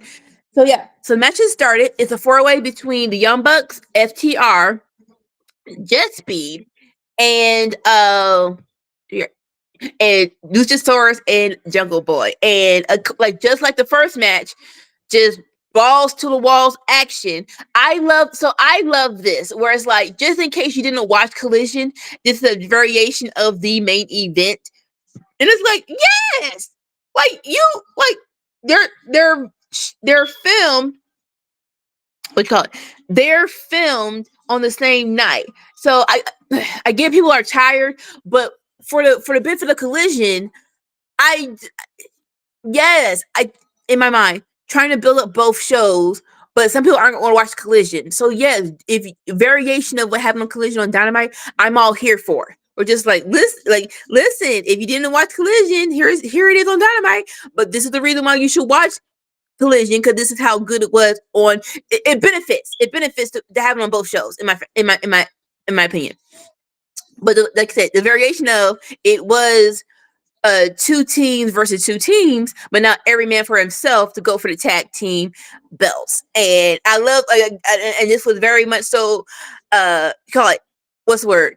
Known when Matt was holding the ropes for Nick, and Cash was like, no, let me do it just like on Collision. And they're like, yeah. And instead of going over the top rope, he just whistle drop kicks Nick, Matt, and it's like, what? Like, what? We ain't tag teaming, and like that. So I love that little variation. Was really good. And again, Jet Speed, Kevin Knight, man, like, I'm not sure if someone told him something, but like, from like right now, we are in our bag. We're going balls to the walls. We are doing what we need to do to shine a light on Speedball Mike Bailey and Kevin Knight, and I love it. And then at the end, we call it Young Bucks are just going super kick party, or it's like, oh, okay, so we're like, everyone just put on their working boots tonight. We're just like, again, you put Fright Night on Dynamite, but how special is it? We've had a million Halloween themed wrestling shows, but everybody was like, listen, we're gonna make this match so good. And then Luchasaurus like, listen, let me do a moonsault. Like, sir, you are still recovering. You don't have to do this. But in the end, we have a Shadow Machine from FTR to Jet Speed, and 1, 2, 3.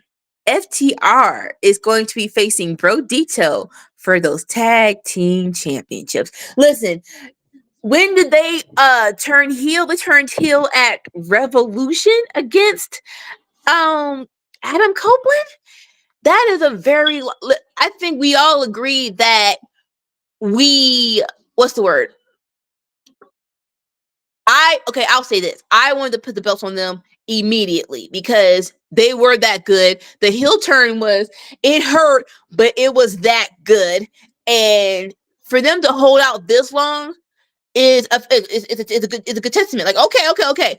But it's been long enough. It's been long enough. I love Bro Tito, but I do think it's time to put those belts on FTR. That's just me. But what do you think of the match? I thought this was a theme for the night. The first match was kind of an aberration for me, but this match I thought fit in the theme for the first night, which was extremely great matches with terrible outcomes. I love FTR, and they should be competing for the tag team championships, no doubt about it. But the reality is that we've been there, we've done that, it's time for someone else to have an opportunity. It's time for either Jet Speed or whatchamacallit to get the win. Why am I drawing a blank on the other name in the match right now at the moment? But Jungle Boy and Luchasaurus come back together. Now I know that they've been tag team champions before when they were together back in the day. I get that, but they're the feel good team coming back together, and Jet Speed and doing everything but winning the big spot. So I just feel like FTR doesn't need the belts. Everyone knows who they are. The Young Bucks don't need the belts. Everyone knows who they are. They both have held these belts before. It's just recycling. And don't get me wrong, they deserve it. All those things. I just wanted a different outcome. I just feel like it should have been Jet Speed or whatchamacallit getting this win here, Jurassic Express getting the win. I just think both of those, not FTR versus whatchamacallit isn't going to be a ton of, why am I drawing a blank on everybody's name at the moment? FTR versus Brodito Jungle isn't Boy going to be Luchasaurus. no, FTR versus Brodito. I was drawing a blank on Oh, Brodito. Is it going to be a lot of fun? I just would rather see either Jurassic Express, who's over huge at the moment because of the whole coming back together again, or Jet Speed, who's been putting in the work. I mean, I guess the problem is that Jet Speed versus Brodito, you kind of assume Brodito's going to get the win just because Jet Speed takes losses. But just like Brodito got a chance to have those belts, I think Jet Speed has earned a right to have those belts for a little while. And I'd be happy with them defeating Brodito for those belts, much more than I would be to see FTR. For me, it feels like, and even though, they've circled each other a little bit, and even though Brodito looks really good, it feels to me, based on levels, that FTR should be beating Brodito, and it doesn't feel like there's a whole lot of unpredictability there. I don't know that it's going to happen, but it feels like FTR should be beating them. Whereas Brodito versus Jet Speed or Brodito versus Jurassic Express, maybe Jurassic Express a little bit more. But that feels like a much more unpredictable 50-50 match to me than it does with FTR versus Brodito, especially because I feel like you said Brodito's already probably had the belts longer than people expected them to, already had wins over teams that they didn't think they would be beating. So they're not going to just continue to beat teams that everyone thinks are superior to them. So my guess is that FTR probably gets the win here and takes those belts. And that's a little disappointing. I don't love FTR. They don't need him. And I've seen it before. I want more originality. I want more variety. So in that regard, the match itself was amazing. These guys have phenomenal chemistry together, doing each other's moves. It's like you said, balls to the wall. It's fourth gear the whole time. I love it. All the Luchasaurus spots, all the choke slams, all the double clotheslines, all those spots are great. And just the outcome, I just didn't like. I just didn't like the outcome. And I get real tired. I get real tired of one guy who is kind of the underdog to a certain extent, gives the kind of the favorite like 15 finishing moves and they kick out, and then they get hit with one finishing move and it's over. It's like, come on, man. Like, I know you're supposed to be better, but that much better? Like, yeah.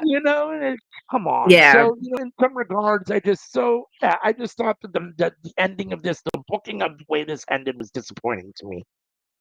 No, I totally agree with you. More so, when you don't have the belts on a big, like one of your top 3 tag teams, they have to beat the other top.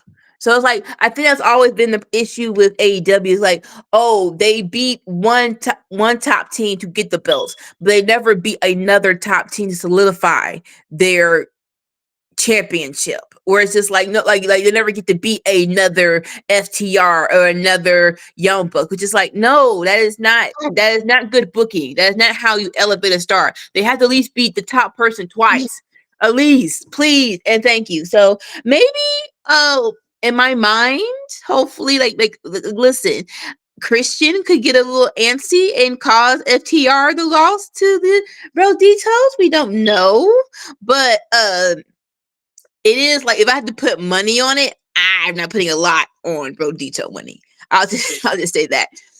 All right. So next we have a promo, a little bit of a recap of Hangman's, from winning the belt at All In to what's happening with Samoa Joe and the turn that Samoa Joe did on him, where it became heel. And Heyman's like, I'm going to ruin your entire life. And then it goes back to the whole going the main event 4-way match to determine who contends with Heyman for his championship. You're not giving us a whole lot of surprises when this whole promo was basically him and Samoa Joe. It's like, I don't need a lot of predictability, but I need a little bit. I need a little bit of maybe other people can win. And so I get you gave us the Hook promo, but that Hook promo sucked. And then you have this. I guess this was for Joe, but this was a very pronounced. It was a very pronounced promo. You didn't give anything to Lashley or Ricochet. So it is like you like listen. Just tell us who's gonna win. Why don't you? They're just my little 2 cents. Do you have any thoughts on this? No, I mean, I totally agree. I mean, I already knew that when the match was announced, I mean, my brain immediately thought, okay, Hook's not winning, right? So it's between Right. Lashley and Ricochet and Joe. It's going to be one of them. And then when I saw this promo, I thought, oh, Joe's winning again, I guess. I mean, we're going to get Joe versus Adrian again. I guess we're not done with this. So, which, like you said, I mean, you got to have a little bit of predictability. I mean, obviously, you never know for sure, but I thought this was definite foreshadowing, and we'll talk about the end when we come to it. But yeah, I thought this was just made it seem very predictable for me what was going to happen in the 4-way for who was going to face Hangman and All Out. It definitely did. All right, we have the Oh my Don God! Callis. This was good. This was good. This was freaking good. I don't care what you thought. This was hilarious. So we're Terry TV. Oh, there's But no it even was action. Nobody between this. punch or nothing. We already had 2 great matches. Let's have some fun with this feud. Okay, now go that way. But no, here we go. It's the Don Callis Summit to bring together, make sure everyone knows the deal with the Don Callis family and that we're all together. There is no animosity. All 9 of them Johns are coming to the ring. Takeshita unfortunately couldn't make it. I'm like, so like in my first, I like, boo. Why the frick are we having this if Takeshita's not here? Like, no offense to the rest of y'all, but I'm here for Okada versus Takeshita. I'm sorry, that's why I'm here. I feel how you want to feel about it, but this was hilarious. So the beginning of it, we had Ricky Romero on the horn, and he was like, the first issue for this summit, we want to address who we are as the Don Callis family members. So with that, roll the clip. And they show a clip of the Don Callis family just dominating and all the and all the pay-per-views, all the matches. Like it's crazy because it started off slow. Like again, time is a construct. This first started with Don Callis and Takeshita beating Kenny Omega at the first All In, which was 3 years ago. That is insane. But now we have grown to 10 freaking people in this freaking group.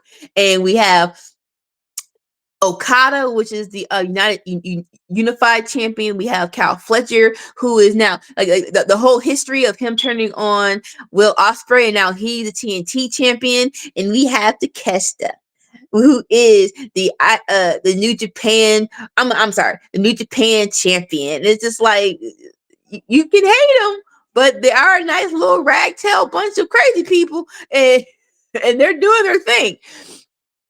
Which it was actually a really nice video. It was a really nice video package of just in case you forgot that all this happened in the span of 3 years. And then Rocky Romero, who's painting these pictures? He reveals this picture of the Don Callis family and Don Callis. If he is real life painting these paintings, Don Callis, I want evidence. I need to see him painting these pictures. This is so over the top egregious. Of course, it's Don Callis shirtless and everyone else shirtless behind him, and Don Callis ain't got no freaking pants on with a freaking robe, like a cloth around. Everyone ain't got no drawers on. They just have cloth on. It's so over the top. Like I didn't need to see all this. I don't. Talking about kids, and then just in case you didn't see it, you put it on a jumbotron. It's like baby, if I had a kid, baby, cover your eyes. Cover your eyes. This is nasty. This. I my mom don't want you to see this. But it was hilarious. All right. So after that, we have Kyle Fletcher on the horn, and what you call it? He states the agreement that everyone signs once joining the Don Callis family. I will not run it down, but the main thing it said was, we will do whatever it takes for the Don Callis family, even if it means sacrificing our careers. What? Wait, time out. Did y'all really sign? I know see me, but this kayfabe wise, y'all really signed this and said, I'm so devoted to the Don Callis family at even at the risk of my own career. Who signs that? No, that is not what you no. just no. But I love it, and crazy enough, what was the same? Cal Fletcher did a great job reading it. I don't think I've ever been so entertained with with Fletcher on the mic than him reading that freaking stupid agreement. But look who got a plane to AEW Fright Night to join the summit. Here comes freaking Takeshita with his New Japan Championship and his button-down shirt and pants to join the party. Evidently, he could make it, but they probably told him not to come. And if that, he is the New Japan champion. He if we're ranking Don Callis members, he is number one. Let's not get it twisted. He is number one. So he comes down the ramp, clearly perturbed, but Don Callis is gonna he's passing it off like, yeah, look at him. He decided to show up, and Okada with this look of, I don't give a crap about this. But Takeshita comes into the ring and he's going straight for Okada, and Don was like, hey, calm down. Everyone just calm down. And so Okada gets up because he ain't no punk, and it's just like, hold on, wait. I want this match so much. Y'all are making me wait. And look. When Okada is not having the crap eating grin, him in a suit is just diabolical. I think I would love for someone to interview Okada and who is his favorite wrestler of all time. If he does not say Ric Flair, I would be highly surprised, because this is a really styling and profiling version of Okada. I want someone to tell me, in New Japan, was he this charismatic? I know in New Japan, you they don't have the crowd as noisy. They're just doing matches, but it feels like Okada just broke out. He's like, listen, I've been wanting to do this character for a long time. I've been wanting to be swagged out like this for a minute. But yeah, they're going face to face, and Don Callis like, listen.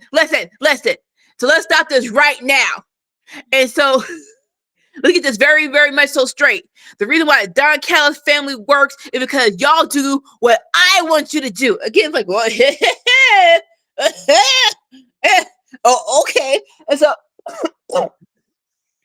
and then he goes to Takeshita, and then he reiterates that it was you and I, Takeshita, that started the Don Callis family.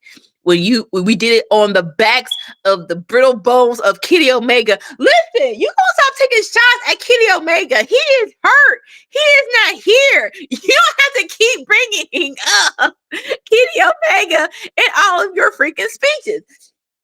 Because I named you the Alpha because you were, but now we have a whole family of alphas. So it's not just about you.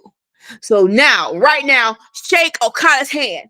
And so now Takeshi's like, F that. I don't want to do that. And so then Don is just shouting at him, shake his head now. It's like, that is not how you get what you want. Again, full grown dudes, either full grown men, dog. And so then he gets a little bit more sincere approach.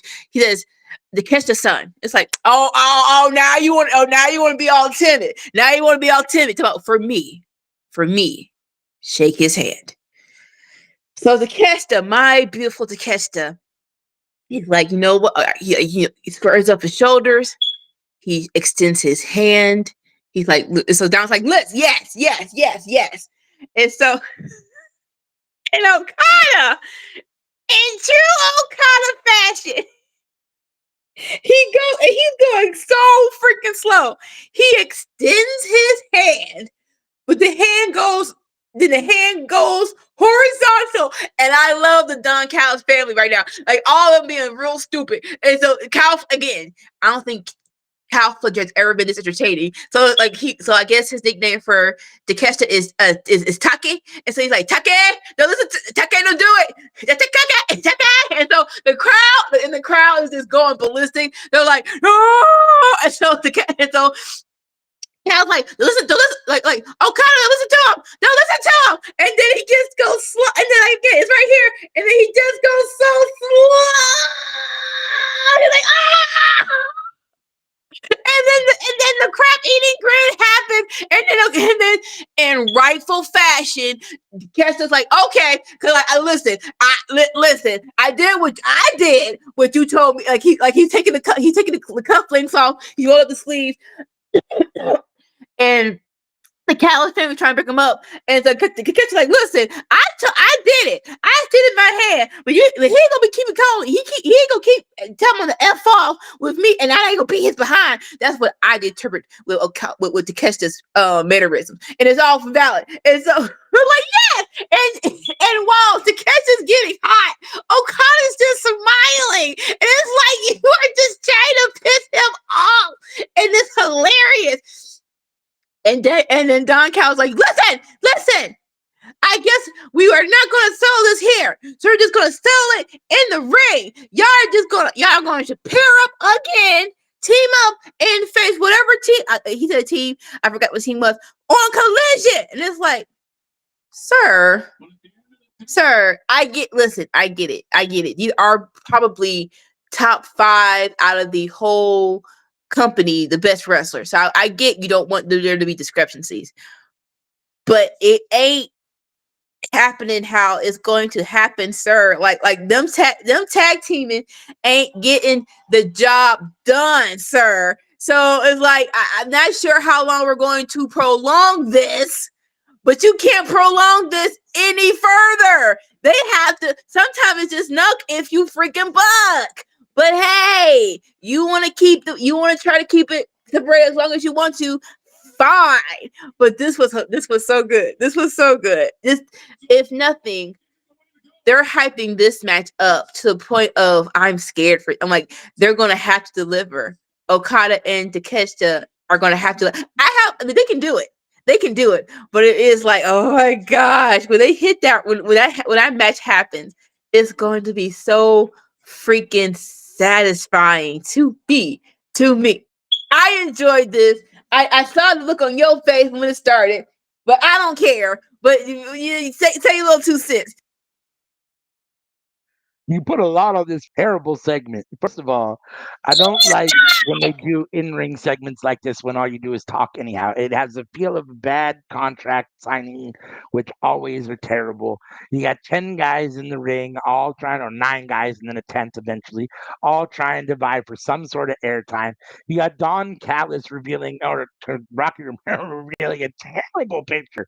I mean, it's painted fine, but the picture itself is horrible. It's so.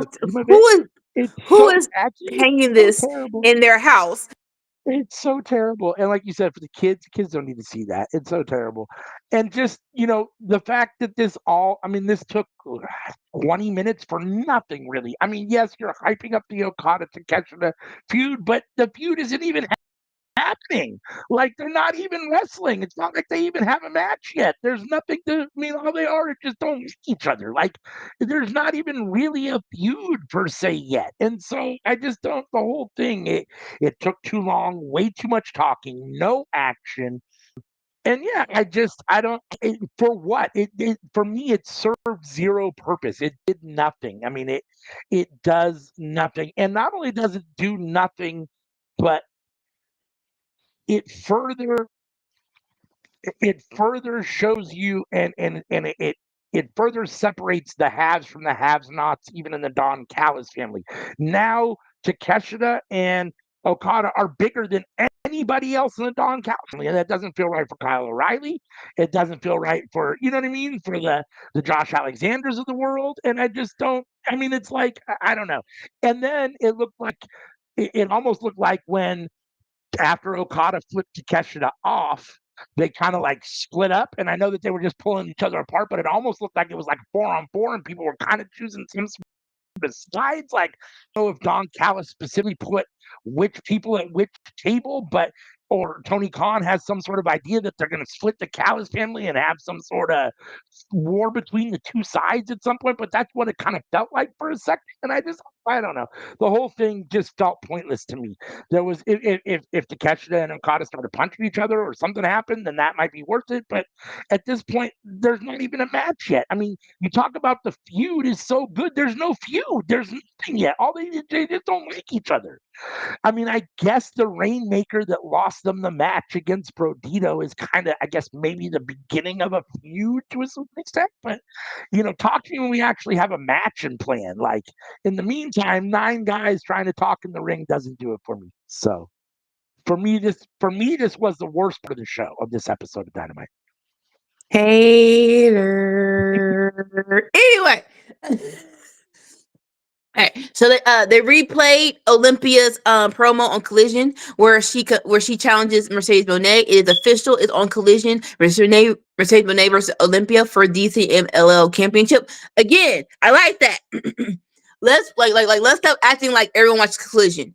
And for big matches and big what you call it, and big announcements, if it happened on Collision, replayed on Dynamite. It take nothing but 2 minutes. So I actually liked that. Was cool.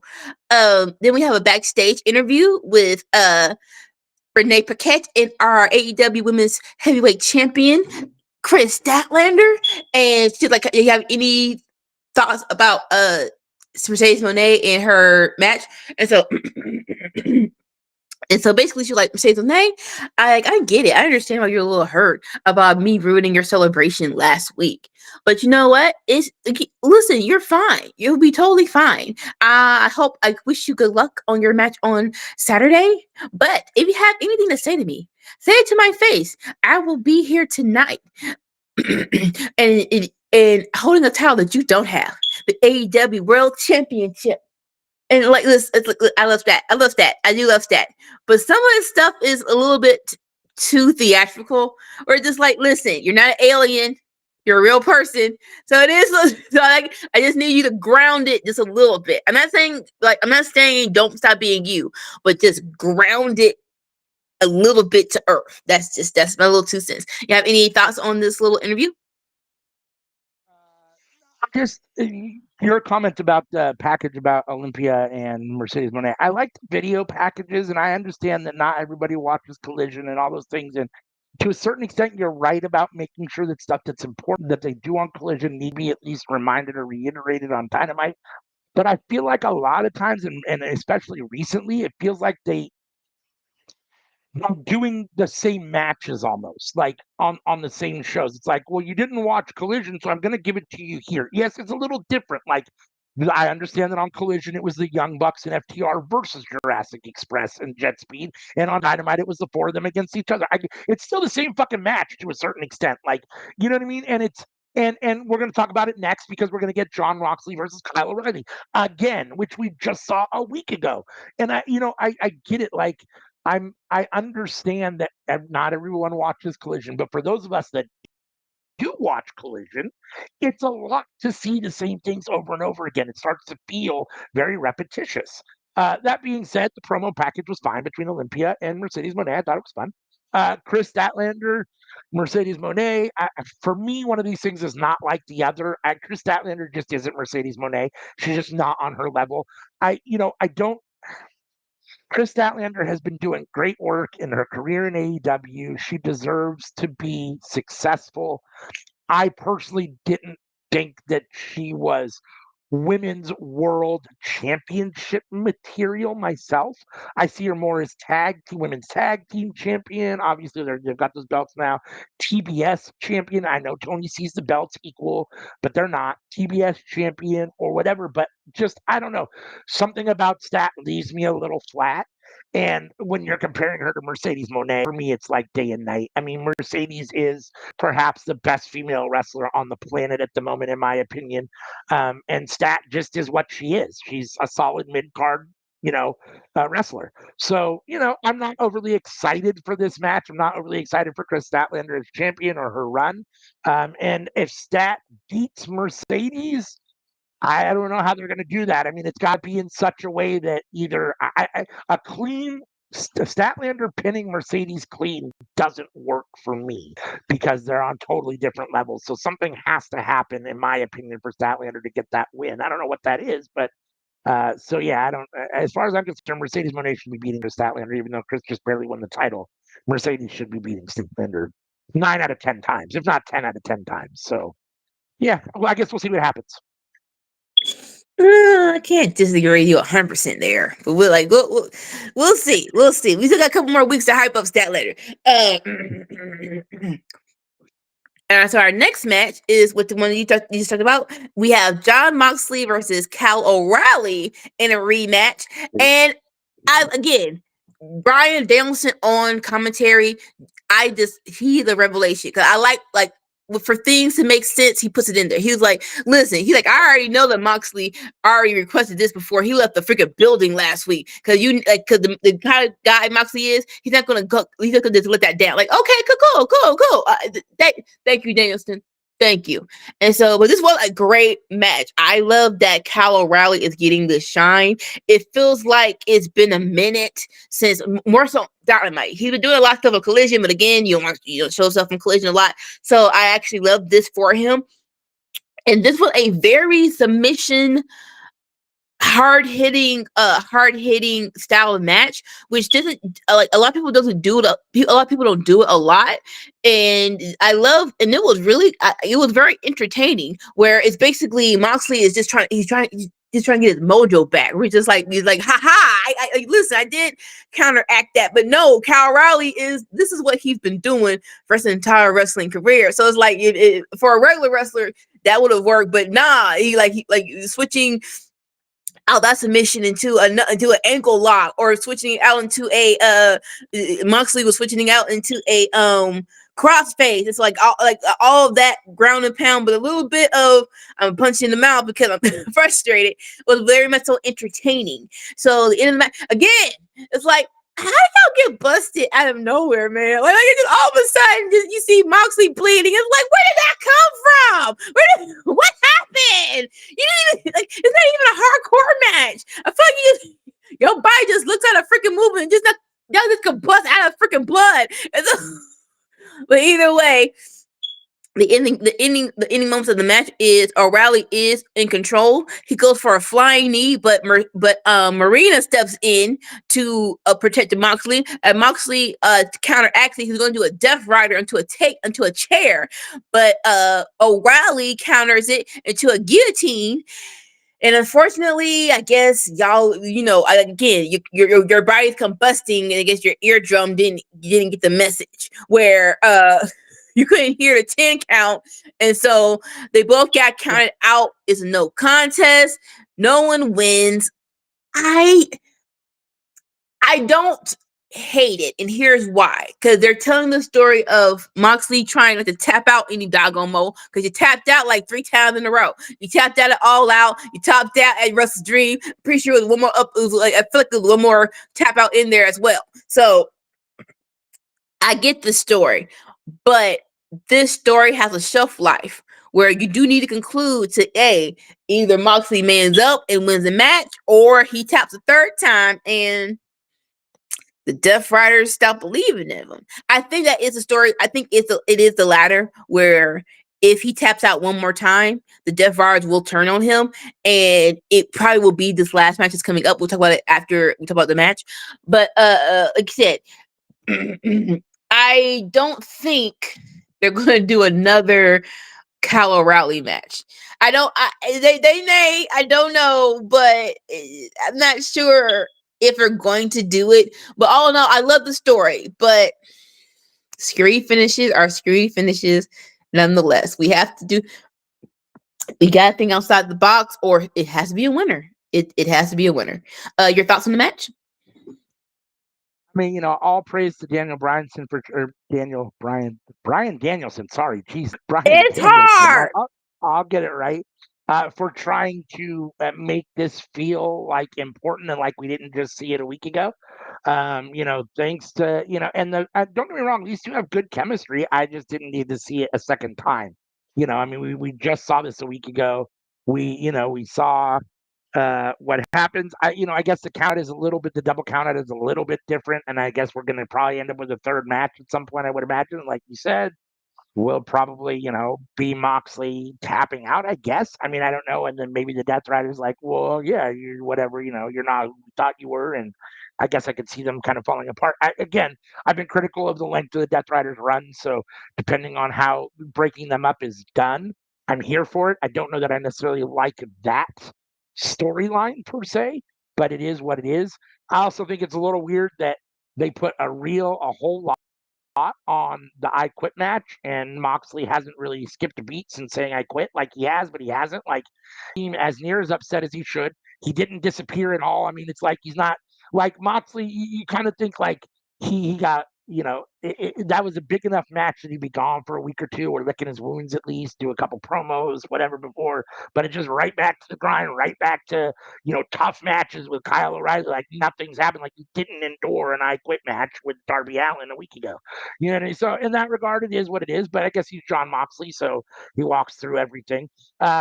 He's competing now with Roman Reigns for like the longest intro or the longest walk to the ring, like coming through the dude, like just get to the fucking ring already. Like, let's go. Like, and it's a little more energetic than Roman Reigns, but it's like, come on, man. Like, it's like 5 miles to the ring, and you stop and go back and forwards and back and sideways, and come on already. Like, and so, yeah, I just, it's fine. I'm happy that Kyle O'Reilly's getting the rub. I think it's great that Kyle O'Reilly's getting a match against a guy like John Moxley, who is, what he is, right? One of the best in AEW, one of the main faces. I think it's, as much as it's a step up for Kyle O'Reilly, I think it's a little bit of a step down for John Moxley, which isn't terrible. So I'm not saying it's a bad thing, but it is what it is. And again, I don't need to see Moxley around the title all the time. He's already held it 4 times in the 6 years AEW's been around, which is plenty. I just, it being fixated with kind of what I think of a mid-card guy as Kyle O'Reilly, as much as I absolutely love Kyle O'Reilly and as brilliant as he is, it just seems a little weird for the obsession for a guy like John Moxley to be obsessed with a guy that really doesn't matter in the scheme of things. Just kind of just whatever kind of guy, where the conglomeration is just around to wrestle, right? And I love Kyle O'Reilly, phenomenal wrestler, maybe the best technical wrestler other than Zack Sabre Jr. on the planet at the moment. So, all that's great. It doesn't mean a whole lot, and I don't necessarily need to see a third match between them. I mean, I guess maybe if it ends up being, like you said, the way that the Death Riders dissolve, I mean, I'm here for the dissolution. I don't necessarily like that storyline, but if it gets us to the dissolution, then maybe, we'll have to see. But for right now, I just, seeing this match second time and then being counted out, and we're going to probably see it a third time, it's like, what are we doing? Like, so this was another one of those where like the wrestling was great, but the ending was bad. That's the way I felt about the booking. The end booking, or the booking of the ending, was bad, or the decision of the match was bad. That's how I felt about FTR winning the 4-way for the #1 contendership. So yeah, it was a theme for tonight, and we'll continue as we go on too, because there was more disappointing endings as well. Okay, so after the match, everyone's clearly like disappointed that it's a count out. Like O'Reilly's like, no, I didn't hear you. And Marina's like, Dad, go on it. Like, give him more time. And Moxie's just like, he's just holding his throat. He's like, listen, I'm all tired. Y'all tricking me out. I felt like that's what he was thinking when he was leaning on the barricade. Listen, can we just go to the 1, 2, 3? Like, I'm all tired of being choked up by people. But so I love this on commentary where last week they had a men's referee and Moxley knocked him out because he didn't want to tap. And this week they had what was her name? Aubrey. Sorry, brain fart. But Aubrey was there, like, yeah. She, yeah. Moxley wanted to punch in a female ref, so we should be all good. Yeah, Moxley would it. Marina Shafir is right there. Listen, and technically the match was over, so she didn't stop, like, her punching. Marina didn't stop it, but Marina checks on Moxley. She slides in and she just decks Marina, and it's like, whoa, what the freak? And here comes the Death Riders to attack O'Reilly, but here comes the conglomeration. More so, Roderick, his best friend, coming in hot, just stomping the crap out of Claudio and just doing his thing with backdrops all over the freaking place. And then that was hilarious. That was that was really fun. And like I said, Long comes out, they chase out the Death Rider. The Death Rider just right there, like outside of the ring, and Moxley again is just frustrated, like, get the camera out my face, bro. And then Darby gets on the mic. He's like, listen, I have had enough. Excuse me. He said, y'all said I haven't suffered enough. Y'all haven't suffered enough. But you know what? I'm going to give y'all a chance. I'm going to give y'all a chance to suffer. And he gives the mic to our good old friend, Mr. Mark Briscoe. And Mark Briscoe goes to town. He's like, listen, Death Riders, y'all talk about how big and bad y'all are, but every time we come to try to beat y'all up, y'all run like little bitches. Like,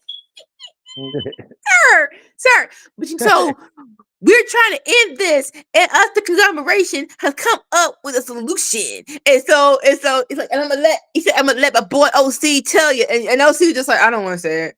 I don't want to say it. This was not my, like, all OC's face was like, this was not my idea. I didn't want to do this. I thought we could just play Jax, but this is fine. But so he gives OC the mic. He's like, blood and guts. It's like, blood and guts. So it's gonna be the conglomeration versus Death Riders for blood and guts.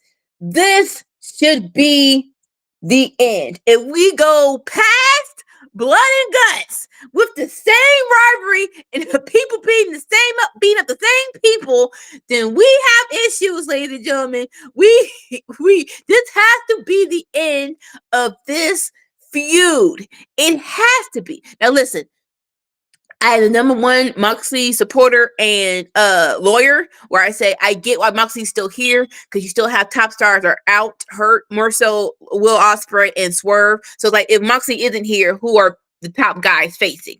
So I get why Moxley's here. But after this, you can't do nothing. Y'all have to disband. Y'all have to go y'all separate ways. Y'all have to find other people to fight. After blood and guts, you have to do something different. You have to. But blood and guts for a conglomeration versus and Death Riders. I'm not mad at it. More so, I think conglomeration needs one more big person. I'm okay with Mark. I'm okay with Darby. I'm okay with OC. Roderick and Cal O'Reilly are fine, but I feel like if we can just change out one of those for a big time name, that just, to me personally, it would make it bigger. That's just me. But your thoughts on the aftermath of this match? It's okay for what it is. I mean, again, Darby and John are still whatever, and I feel like that should have ended with the I Quit match. It feels kind of a little thrown together. It's like, okay, we're gonna do blood and guts. Maybe we need a men's version too, so let's do something. So it feels a little thrown together, kind of the last minute. And honestly, like, I already don't like OC's shtick, and just the whole, I don't want to say it in the blood and guts. Like, really, dude? Like, we've gone from, and I know it's not the same, but we've gone from William Regal, Wolverines to OC, blood and guts. Could you be any less like? I mean, it's so anticlimactic. Like, you're trying to hype this up. You have a guy, and I understand his shtick is he doesn't care. But so then why do I care? Why the fuck do I care? You know what I'm saying? Like, and just it ruined the whole announcement for me. Like, he's the last guy to be making that announcement in that situation. At least if he's going to do it that way. I thought that was a terrible way to make that announcement. So I'll say this. I don't think it was him saying it like he didn't care. I think it was him like, I don't want to do this. He's like, I think he was trying to put more so over blood and guts is the basically Hell in a Cell. I didn't want it, like, we could have chose a billion different matches to go against, but I did not want to do this. I think that's where I got from it. So, but I get it's OC. So it's kind of, it's like a little hard to differentiate the two of not caring and I don't want to do this, but I get what you're coming from. But I just the difference then, I mean, I think Orange Cassidy is supposed to be more on the level of where like the more crazy it is, the more I want to be involved in it. So the idea that he's not necessarily jumping at to get them in a cage seems odd to me. I would think that him and Darby Allin would be kind of right there. Like the cage is a perfect spot for OC to get the Death Riders right in Blood and Guts, as opposed to like I got to do this. Like I don't really want to do this. Like you know what I mean? Like I don't know. Oh, His whole shtick for me is that I'm too cool for school. It's like a better version of Hook. It's like what Hook wants to be. It's a better. I still don't like it, and it just right the way they did that. So it felt very anticlimactic. I don't necessarily know. Honestly, for me, I'm trying to think about it. I don't know that this Blood and Guts moves the needle a whole lot for me. I like some of the people in it, but I'm not overly invested in the conglomeration versus the Death Riders. I mean, it should be fine, and Blood and Guts is going to be fun. They're always solid matches. I also think that when you do two on a show and in a 2-hour Dynamite, it's going to be a lot. Like it's gonna are those is it just gonna be those two matches? Is that literally it? Just those two matches? In which case, that's a lot. Like, I mean, one Blood and Guts match is a lot emotionally, a lot, entertainment wise, and then to do another one back to back, and then you're going to be hypercritical of them against which one was better. We saw them right back to back of them, and the women did it, and I just think I think it's too much for one episode. If it was a pay per view, and it was 5 hours and you were bookmarking them, put the women in the front and the men in the front and the other the main event, that's fine. But in a 2-hour match where Blood and Guts has to be at least 30 minutes at minimum, closer to probably yeah. an hour by the time it's all said and done. You only have 2 hours, you're going to do just those two matches, and two Blood and Guts matches back to back is just a little much for me. So, I don't know. We'll see how it plays Nope. out. I'm a little skeptical at the moment. No, I totally get it. No, yeah, it's going to be a very long it's gonna be a very long Dynamite. I hope they don't skip on the women's Blood and Guts for the men. That's my main concern. Of please don't skimp on either match. More so the women because it's their very very first one. If we had to skip on the dudes, don't skip on the women. But here we come. So we're back. Yeah. So we're back from commercial break, and Statlander was like, come say it to my face, and Mercedes Monet was like, I bet. So we just come back from commercial break, and Mercedes Monet is beating the crap out of Statlander in the back, just putting her face on all these cart crates, and just going to town again in front of the Stay Puft Marshmallow Man and the cow and the chicken. And so she grabs Statlander, and she's just throwing her all over the place. She gets her to the ringside, and Statlander was in control. She actually got the one up on her, and she actually did a version of F5 onto the ring apron.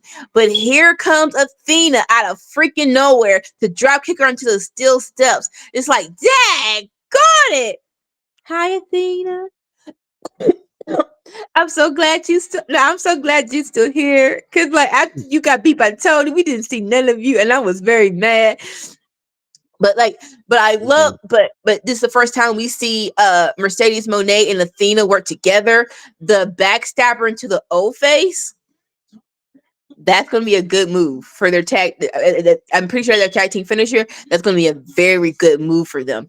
And then Mercedes has Statlander in the bank statement. But here comes to the rescue Willow and Harry Cameron, who will be their first competitors for the women's tag team tournament. And they go to town. They chase off Athena and Mercedes Monet. And so this was very, this is a fine segment. More so to hype up Mercedes and Athena versus Statlander and Hartley. Sorry, yeah. Mercedes and Athena versus Willow and Harley. Like more so that was a good little step, a good little hype up for that match and for the tag team tournament in general.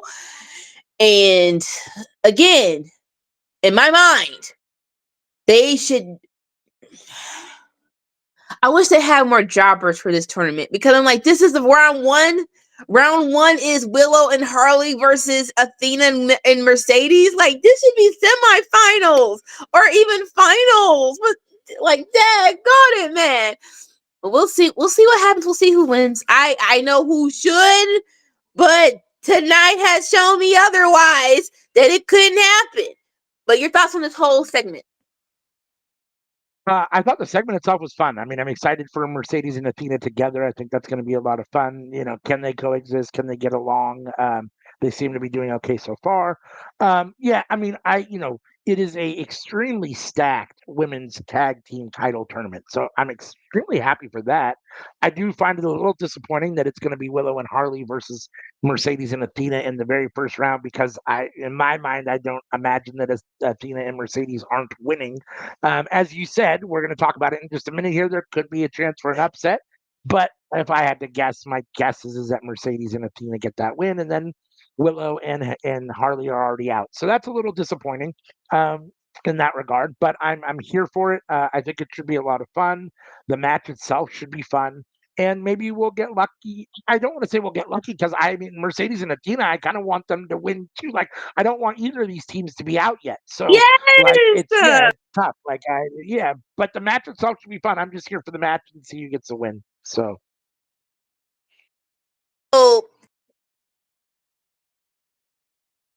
Oh, you're muted. oh, thank you. All right, so next up we have a little bit of a promo where we're gonna have I'm gonna get this wrong, but it's fine. Masquerade Mascara Dorada. Mascara. There you go. We're gonna have Mascara versus Bandito on Collision for the ROH Championship. Just in case you forgot, Mascara is the dude that killed it with Okada and Takeshita at All In. So it's like just think like this. So this match is gonna be hella entertaining. And then we have Bandito talking about how his grandmother is gonna watch him for the first time. Well, she came Right. 2 weeks ago to watch him versus Okada, and that was really like, oh, that's really sweet. Like the nice little nice little vlog, like something about how his grandma first saw him, and that was a good match to see because that was a very, very good match. So that's nice. It's like so come on Collision tonight and watch him versus Masquerada, and that like again high expectations. Any thoughts on this little video? No, I mean, I thought this was fun. I mean, it's very heartfelt. You know, it's one of those things where you could feel good about it. You know, the stuff with the grandma. I made a comment earlier about the Okada Bandito match and how Okada stood in the middle of the ring waiting for Bandito to climb the ropes and turn around and look at him and do all that stuff.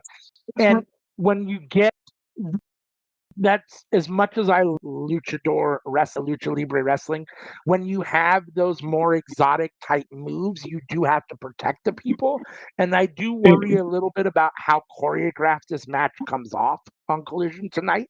But it should still be fun. I mean, it's going to be high flying. There's going to be a ton of spots. Both of these guys are extremely solid wrestlers. For those that don't know, Mascara Dorado is whatchamacallit. Oh my God, he was in WWE. Why am I drawing a blank on his Sin Cara. name? Thank you, Sin Cara. So, if you're not familiar with the name Mascara Dorada, you are probably familiar with Sin Cara from his time in WWE. If you are a wrestling fan, so he's not really a new face. You know what he can do, and Bandito is amazing. So it should be an extremely entertaining lucha libre match. I wonder a little bit about it looking too choreographed, but that's just from my own perspective. But I'm still excited to watch it. It should be fun. No, I totally understand. More so they're both luchadors, so this should go way better than Okada, who's just like I gotta make sure I'm in the right place. Sure. Like they've been doing this way longer, so it should go more smoothly. I will say that. I agree with that. All right, and so now we have the first match of the first round of the women's tag team tournament. The Sisters of Sin, Julia and Sky Blue versus Jamie Hayter and Colleen Amanada. And this was a good match. This was a very good match. Like, I'm not sure what people expected with this tag team tournament, especially when we'll say half the roster is just people. The people that did just like not a lot of them have been tag teaming with each other for have been doing it for a long time. Most of these are just we put them together and now they're a tag team. But so far, they've all worked as a tag team. It's been splendid. One of the great times was Hater gave Queen Amina the hot tag and she went rampant and she put her boot in one of their faces. And I love Jimmy Hater's like, ooh, and it's like, yeah, that's your tag team partner. And then there was one time where it was dual suplexes, but then they got up and did dual super kicks. So it's like, okay, they've been ready for these tag team titles. And then it was just straight up.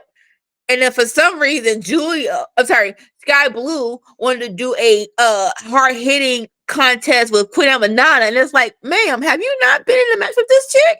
That was not a good thing for you to do. But all in all, Hater and Queen Amanada had the one up. But here comes stupid Tekla to help her sisters in sin. She takes out Jamie Hater. And 1, 2, 3, Julia Hart and Sky Blue defeats Hater and Queen Amanada. Boo. Boo, boo, boo. No. What? Just no. I'm sorry. People are like, well, they've been a tag team longer. I don't give a crap. I'm all tired of Jamie Hater and Queen Amanada losing all the freaking time. It's like, what the freak, bro? What does Jamie Hater have to do to catch a break? Listen, not to burst your bubble, but her first title reign was not that iconic. We want her to get back into the title picture to feel important, and her losing all the doggone time is not doing it for me. And out of all the teams to excel, I wanted Jamie Hater and Queen Amanada to just start hitting each other hard as hell all over the place. I just wanted to beat up chicks, but no, the sisters of no. I'm sorry. All the future matches on that side of the card, I did not have the Sisters of Sin getting past round 1 for me. No offense, but the match was great, but I did not like this outcome. I didn't. Your thoughts on this match? Again, this is a reoccurring theme on this Fright Night Dynamite for me was that, the wrestling was solid, but the outcomes were terribly booked. I mean, the endings were terribly booked, the decisions. Like, I don't understand why the Sisters just didn't get the win here. I understand that it was with the help of Thekla, but here's the problem with that. The problem is neither Thekla is champion nor Jamie Hater is champion. And now you've made a first round match in your women's tag team tournament, championship tournament, more about a feud between Jamie Hater and Thekla than you did about the tag team wrestling for that tournament and that title by having it end this way. I mean, that's really what match has now become secondary to the feud between Jamie Hater and Thekla. That's why she took her out, and that's why they're able to get the win. So, in that regard, I don't like that. I don't problem with Thekla and Jimmy Hater having a feud. I like that feud. They're both extremely talented, and I'm here for that feud, and I like it. I just don't understand why the sisters are saying get the win here. Hater and Amanada should have continued on. Two of these things are not like the others, right? So, as far as I'm concerned, Jamie Hater and Sky Blue should never be beating Jamie Hater and Queen Aminata, any Julia Hart. So yeah, for me, this was bad booking. The match itself was fine, but the booking of who got the win here was terrible. And the fact that Thekla and Jamie Hater just basically, their individual feud that's not really for anything important overshadows what for all intents and purposes is an important first round match and a big tournament for new titles. Yeah, I mean, I know I didn't like this at all. I thought this was very bad. The ending, the match itself was fine, but the ending, the outcome was bad. Yeah, no, totally agree. Like if they would do this on round 2, okay, fine. But round 1, it's like it's just boo. Yeah, when I looked at the bracket of all the teams that I thought didn't have any business advancing, it was those two that I thought were the first. They should be out in the first round, and here they are. So it's like, oh, okay. I'm sorry. It is what it is. Like I said, you should have had some jobber people in round one, but now you had all the big hitters. Yeah, It's like, if you're gonna make us pick, it's not them. It's not them.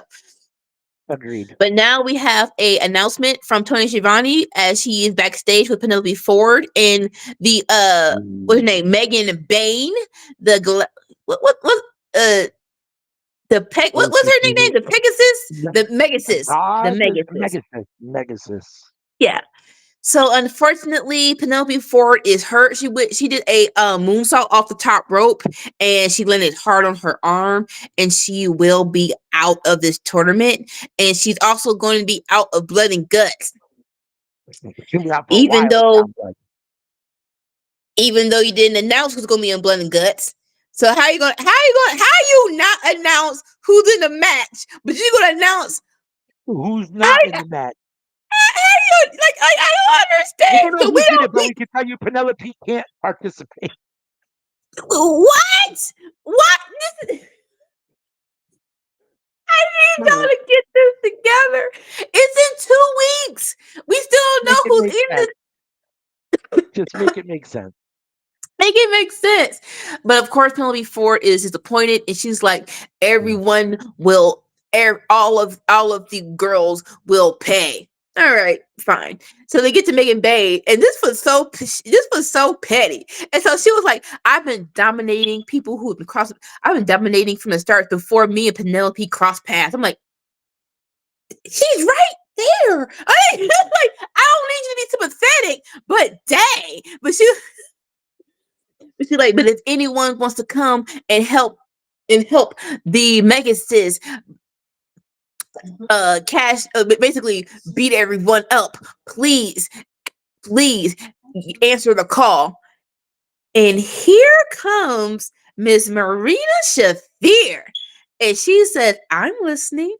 And then Moxley in brilliant fashion. I loved him here. He just looked like so Megan Bain and Marina are just looking at each other and he's in the middle. He's like, whoa, wait, you two together? It's like you are such an idiot.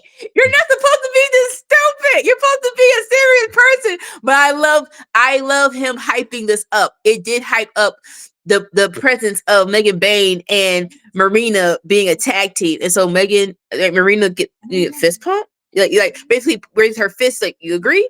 And then Megan Bain fist pumps her, and it's like it's official. And you know what?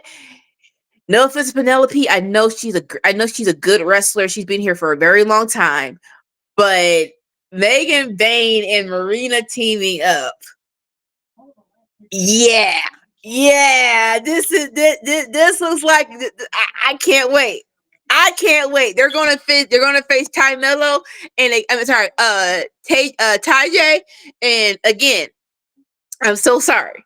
But y'all gonna get your behinds whooped. If Ty J defeats Megan Bain and Marina Shafir, I'm gonna punch somebody in the throat. I know they probably want to throw a loop in there of you didn't expect that win. I get it, even though it's stupid.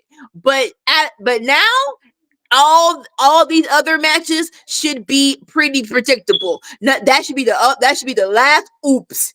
Okay, no offense, Marina and Megan Bain should be just beating up chicks left and right. That should be what's going forward. I am very excited for this pairing. But what do you think about this announcement, this new pairing, and all that good stuff? Yeah, I mean, I don't really care for Penelope Ford, so I was like, okay, it is what it is. I mean, I feel bad for her as a person, the fact that she's injured and can't wrestle. I mean, that sucks to have a real injury and be out. No one should have to deal with that. But I don't really like Penelope Ford, and for me, even though I know it's been very hit or miss for Marina Shafir and AEW when it comes to wrestling, I have watched Marina Shafir on the independent team. I know what she can do, Yes. and I've been very excited for them to like take the leash off and let her do Mhm. something. And so when Megan Bain said, anyone that wants to step up and be my partner, let's talk. And here came Marina Shafir. I got goosebumps. I was like, let's do this. Like, yeah, this is what I'm talking about. Like these two together could be amazing. So I'm here for this. I really hope they let Marina, they take the leash off of her, let her do her thing. I hope that that they let these two have a victory or two. I don't know. They definitely should be beating Ty J. There's no Yeah. match. There's no match in the world where Ty J should be beating Marina Shafir and Megan Bayne. There's not with the way they've been booked at minimum and just in general. So they've got to get that win. Like you said, maybe one upset the Sisters of Sin against Queen of the Hater is one thing, but you can't have multiple where it's like this makes if Ty J wins, the tournament's basically just it is what it's like a wash for me to a certain I don't extent. care. I mean, I don't care I'm no more. still excited to see you get the win, but I'm done. Like I don't care I anymore don't at care. that point. It's done. So yeah, so Marina and Megan, that I'm very interested in that. I think it adds some life to Megan Bayne, who when she first came in, there was a lot of speculation about how good she was going to be, and it feels like she's kind of just settled into like a role where she hasn't been doing a whole lot lately. And I think the team up with Marina Shafir, who's been a big name because she's with the Death Riders Yes. and been a big deal, will help bring some eyes to her. Moxley's part in that little phenomenal. He's right. Like, holy shit, y'all better watch the fuck out because Right. it's gonna Yeah. be. I mean, the two of them together. I mean, other than Mercedes and Athena, I mean, they could be. I mean, they could be the favorite at this point now to a certain extent. So, and there's even that's taking into account Tony and Mina, and I mean, there's some heavy hitters in this tournament, but that changes it for sure. There's a big difference in my opinion between Penelope Ford and Marina Shafir. So. Most definitely. All right. Now it's time for the main event. And we have our 4-way match for the number one contendership for the AEW Men's World Heavyweight Championship. It is Samoa Joe versus Bobby Lashley versus Pretty Ricky Ricochet and Hook. Now, no offense to Hook. You didn't need him to be here, but this match was really good. This is I again, I just need a little more of a build up, but nonetheless, you've been saying this for a minute, and I'm starting to come around.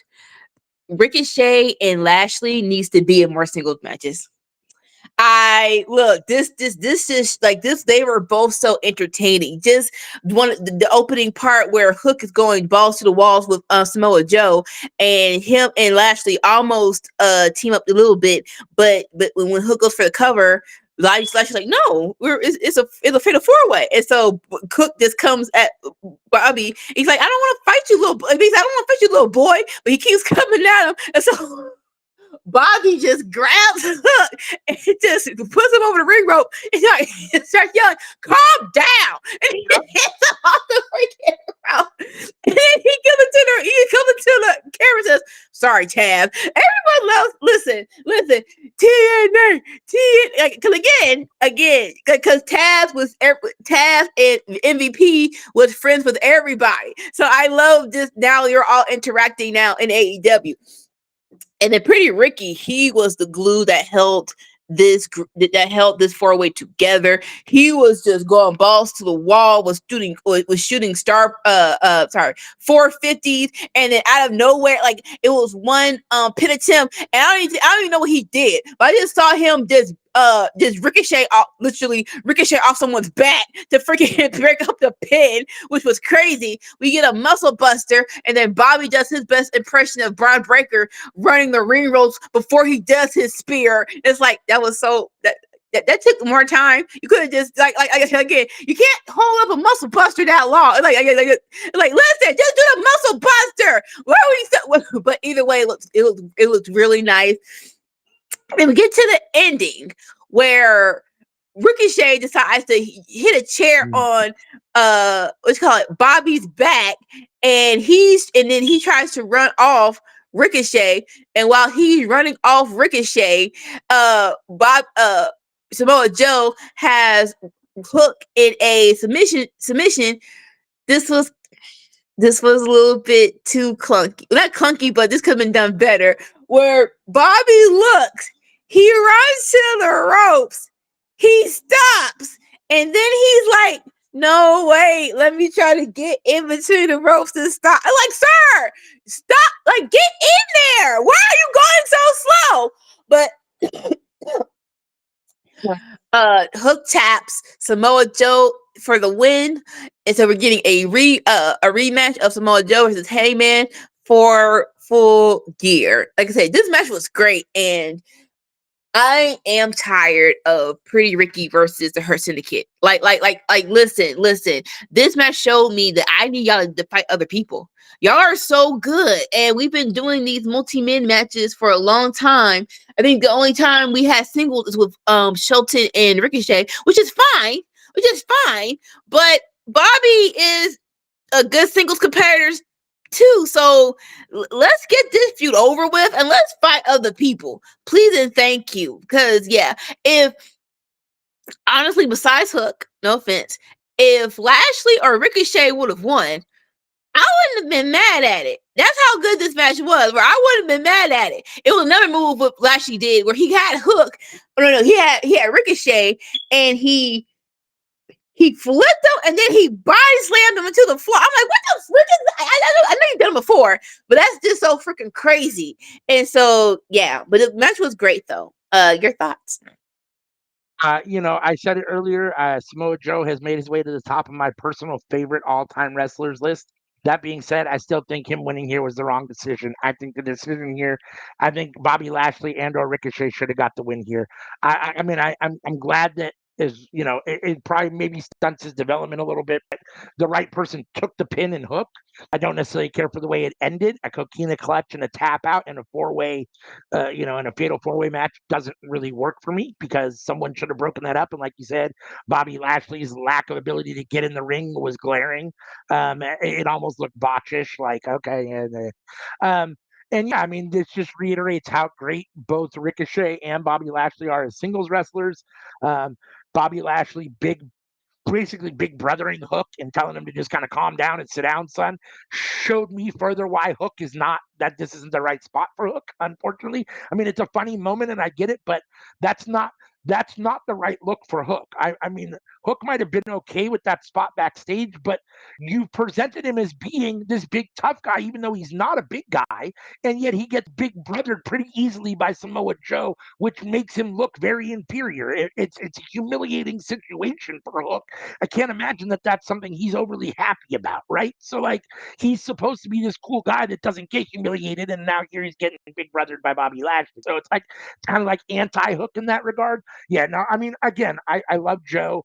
I never want to say that I have an issue with Joe winning a match, but I thought that either Ricochet or Bobby Lashley should have got the win here. We've seen Joe versus Hangman, and I understand that feud apparently is not over, which is why Joe won. It should be over though, and Hangman should be moving on to something else. It's time.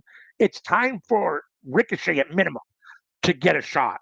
And even though Bobby Lashley hasn't been here quite as long and has been more focused on trio stuff, Bobby Lashley deserves a shot too over Samoa Joe getting another shot and potentially another. As much as I love Joe, another. I think this is another bad booking decision. It just is. Joe and Hangman are going to be great at All Out. I just think it's a bad booking decision. I think you could Ricochet and/or Bobby Lashley should have got the win here, and Hook being in this match was a bad idea overall. So I don't think it did Hook any favors. I don't think this made Hook look any better. In fact, I think it made Hook look worse by being big brothered by Bobby Lashley. Bobby Lashley basically said, "You don't belong in this match," which is what everybody kind of knew already, and that doesn't do Hook any favors. So, and then to take the pin. So yeah, and that muscle buster, he held that muscle buster for forever. Where Bobby Lashley got it together to try to run around the ring and spear him. It's like, come on, man! Like that's another one of those spots. Like it's that same idea where like Bandito takes 30 minutes to climb the ropes and Okada's just standing there waiting for him. Or when you see guys at ringside all stand up at the last minute and hold each other because the guy's jumping off the rope and they have to catch him and they have to make it look good. It's like just do it more organically, make it look Yeah. more realistic and more organic as opposed to choreographed. Like I Don't don't like wait. botches. I don't like botches, but there's something about botches that at least feel natural. It's like you're trying to really do the move because in a real fight, there's going to be some weird shit. Like it's not all just going to be Yeah. perfect. Guys aren't just going to be flipping all the time and getting away with all that spectacular stuff in a real fight, right? So like at times that stuff has to not work. And so yeah, it can't just be over choreographed. So in that regard, it is what it is. But yeah, I guess Joe got the win, and as a Joe fan, it is what it is. I still think it should have been Bobby Lashley, and it made this coming flat for me a little bit. So Yeah, I was disappointed. Oh, I won't say I'm disappointed. More so, what's the point of this 4-way? Because it feels like Yeah. you used Wrestle Dream to hype up Full Gear. And I don't like that. I don't like when you can tell like sometimes they use one pay-per-view as the beginning of a rivalry, and it's like, no, begin that rivalry on Dynamite or Collision. This is a pay-per-view. This should be the end of the conclusion. That's just me. But Agreed. yeah, but I totally agree. All right, so and now we have the end where we're going to do the contract signing now. Oh my People God. people eyebrows on that. And so Tony Schiavone comes in with the contract, and they're like, because HBO Max and our DC whatever HBO Max Collision, here comes the Stay Puft Marshmallow Man, the cow and the chicken. And so they come in, and it's like we get it, right? Just like Hangman came out as the Stay Puft Marshmallow Man 2 years ago. So we have Well, the Hangman's, of course, is in that costume again, right? That's of course he's in that costume. that's what we all think, right? But the ops are out there as well. And listen, I'm not sure what's going on with Powerhouse, but he has too much personality right now. Where like they're like they're announcing Joe as a contender, and he was just rubbing Joe's waist, and Joe was just like, I'm like, what are y'all doing? Wait, is this what y'all do behind the scenes? Wasn't it on Collision when they did the little promo where Joe said something about all you fat chicks and Hobbs is like, it was last Dynamite, but it was like, where has this been? I keep doing it, but it's gonna give me a minute to get used to. I'm not even gonna hold it. It's gonna give me a minute to get used to. No doubt. But yeah, so the people in the suits come, and Joe, not being a dumb baby face, is like, before we do anything, boys, make sure I'm safe. And so they attack everybody. They get the Stay Puft Marshmallow Man. They reveal the hat. It's not him. It's some just random dude, and they still deck. I'm like, it's not even him, man. You didn't have to deck him. Dang, you was dude just kind of check to be in a suit. He didn't even look like a freaking wrestler. I mean, you have a suit on, but I don't know. So either way, they signed the contract. It is now official. They have the graphic on the Jumbotron, and Tony Schiavone said, let's make a toast. I'm like, we is doing the most right now. We just doing a lot. So they all grab a beer. And so Tony Schiavone gets on the mic, and he's in the back, and Samoa Joe has the beer in his hand. He's like, and here's a toast to Full Gear. And then Tony Schiavone just goes on and on about Hangman. And you can just see Joe like, okay. All right. This took a long time. Why are you talking about Hangman? And so this was good, where Tony Schiavone's voice is like and here's to Hangman, the greatest AEW champion of all time, who will defeat and then slowly it turns into Hangman's voice, and then here's the reveal of it's Hangman, and then he just cracks the bottle over all the opposites' heads, and he goes to town. He starts beating up Joe, and then he takes the hat and wig off. And then there's Crazy Eye. Hey man, like there you are. I missed you. And then here comes security to break it all up and haul Heyman to the back. And that's the end of Dynamite. Listen, like I said, the whole changing of Tony Schiavone's voice to Hangman's voice, I love it.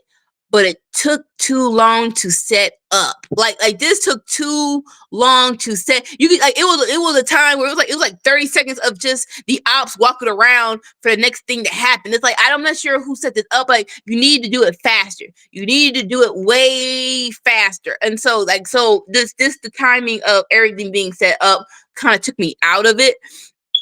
Like again, I love Heyman being Tony Schiavone, but like y'all could have done it way sooner. It would have hit harder. But it is what it is. But that's the end of Dynamite. This was a good match-wise. This was really good. I was thoroughly entertained with the matches. I Loved Okada versus Takeshita in the. I love the Don Callis Summit. I loved it, but like you said, the some of the outcomes just like ah like y'all could have chose different people, but or different outcomes. But I will give Dynamite. I gave it a 7.5 in a group. So a 7.5 is a C plus. Yeah, we'll give it a You're C giving plus. it, so you're We'll give it giving a it C the plus. same as Collision. You gave both Collision and Dynamite a C plus. Listen, so as far as Yes. the little ending main event spot goes, it's still predictable. Yeah, he's not in the Stay Puft Marshmallow Man, but like the whole time you're waiting for him to reveal himself in some sort of costume. You knew that was going to happen at some point. It was just a matter of how they took way too long to get to it. It's not original. We've done this before. We don't need to do this again with him in a costume. I did think the transition of Tony's voice into Hangman's voice was pretty cool. That was a cool little effect in the way they did that. It still didn't surprise me though. I mean, I just didn't. I was expecting something at some point. Like I just knew something was going to happen. Hangman, it's Halloween. He's going to come out of some costume and attack Joe in some way, shape, or form. And so, in that regard, there was very little predictability. And it feels like even though he's in a different costume, it still feels like running it back. It's like the same thing. It's like, and now when you see a costume, you always think, oh, Hangman's going to be in there, right? And it's like you shouldn't always think that way. Like it shouldn't be that predictable. Listen, this show, the wrestling is an A, the booking is an F.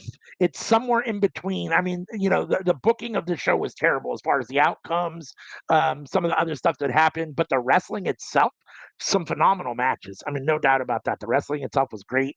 I gave Collision a C. God, I don't know. This feels because of the like the wrestling, I enjoyed more than Collision's wrestling, but the outcomes, I was so irritated, and the Don Callis Summit was so miserable that it feels like I like Collision gets a better grade this week for me, and I give Collision a C. So like I don't know, it's either got to be equal with Collision a C or a C minus. I'll give it a C just because I don't want to I don't think it was better or worse. I think it was right on par with Collision this week, which for Dynamite is not a good thing because it's supposed to be your A show that's live and your big deal, and for it to match, or in my opinion, to be equal grade wise this week with a show that's pre-taped that nobody ultimately cares about, maybe not even you. It says a lot about what Dynamite was this week. So I'm giving it a C. I I can't argue with that because just because it was themed, and I say that about Collision. If Collision had a running theme, it'd be way better. So for that, I'm sticking with a C plus for Dynamite. All right, so you gave it a C plus. I gave it a C. I gave Collision a C. You gave Collision a C plus. I Yeah, guess. I get Collision is a C.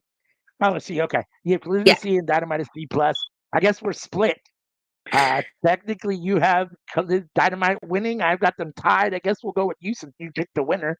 So I guess we'll declare Dynamite the winner this week by a little half a grade, a little by plus, a hair, C plus over C. by a So hair. Dynamite by a hair is your winner this week. Do, do, do, Dynamite do. gets the win as per usual on this show. Yeah, I always say, is it worth going back and watching? Maybe. I mean, the wrestling itself is solid, but Mhm. again, the endings are disappointing this week from Collision or from Dynamite. So Depending Collision on was who you worth like. watching, although there was nothing totally memorable on Collision, but it's worth watching, I think, for sure. So Yeah. I think it's okay shows. But yeah, the booking needs to be better for sure. The booking was bad this week on Dynamite. So all right. Anything else you want to say before we do some house cleaning and get up out of here? Nope. Let's go. All right, let's do some house cleaning. Make sure and join us every Tuesday night for the cookout, 7:30 p.m. Pacific, 10:30 Eastern, where we all come together and talk about what's cooking up in the world of professional wrestling. Come for the wrestling and stay for the chaos. Join Anika, at least Anika, every Friday night. Sometimes she'll have Sammy, sometimes she might have someone else. The Friday night fights that she watches SmackDown in real time, starting at 5 p.m. Pacific, 8 p.m. Eastern, with the start of SmackDown. giving you her real-time reactions and opinions to the show as she watches it live. That is always entertaining. So make sure and join her Friday nights. Saturday morning, which you're here with us for now. Every Saturday morning, we do the Winner's Circle where we review AEW Dynamite or AEW Collision and from the Saturday before and AEW Dynamite from the Wednesday before. Grade each show and give you guys a winner. This week it was AEW Dynamite by just a hair. By just a hair. Again, 7 a.m. Pacific, 10 a.m. Eastern every Saturday morning. Join us for that. You can find us on all of these social media platforms. If you scan this QR code, it will take you to Linktree, and from Linktree, you can get to all of our social media from one location. We appreciate each and every one of you, subscribers and followers on any social media platform that we're on. Please come check us out. Love to interact with you guys. We don't do a whole lot necessarily on the social media platforms, but we're there if you want to interact. And if we, maybe we'll start doing some more here in the near future on those platforms. If you want to listen to the audio version of the cookout, you can listen to just the audio version on these podcast platforms. You can get the cookout. So if you want to listen to us while you're doing your chores or driving around in your car, or if you simply don't have time to sit and watch our beautiful faces talk to you for an hour on Tuesday Nights Live, you can catch the audio version later date. So make sure and check that out. Unless I think that's basically it. Like Dolores likes to say, we'll cut the lights. And until next time, peace. Bye.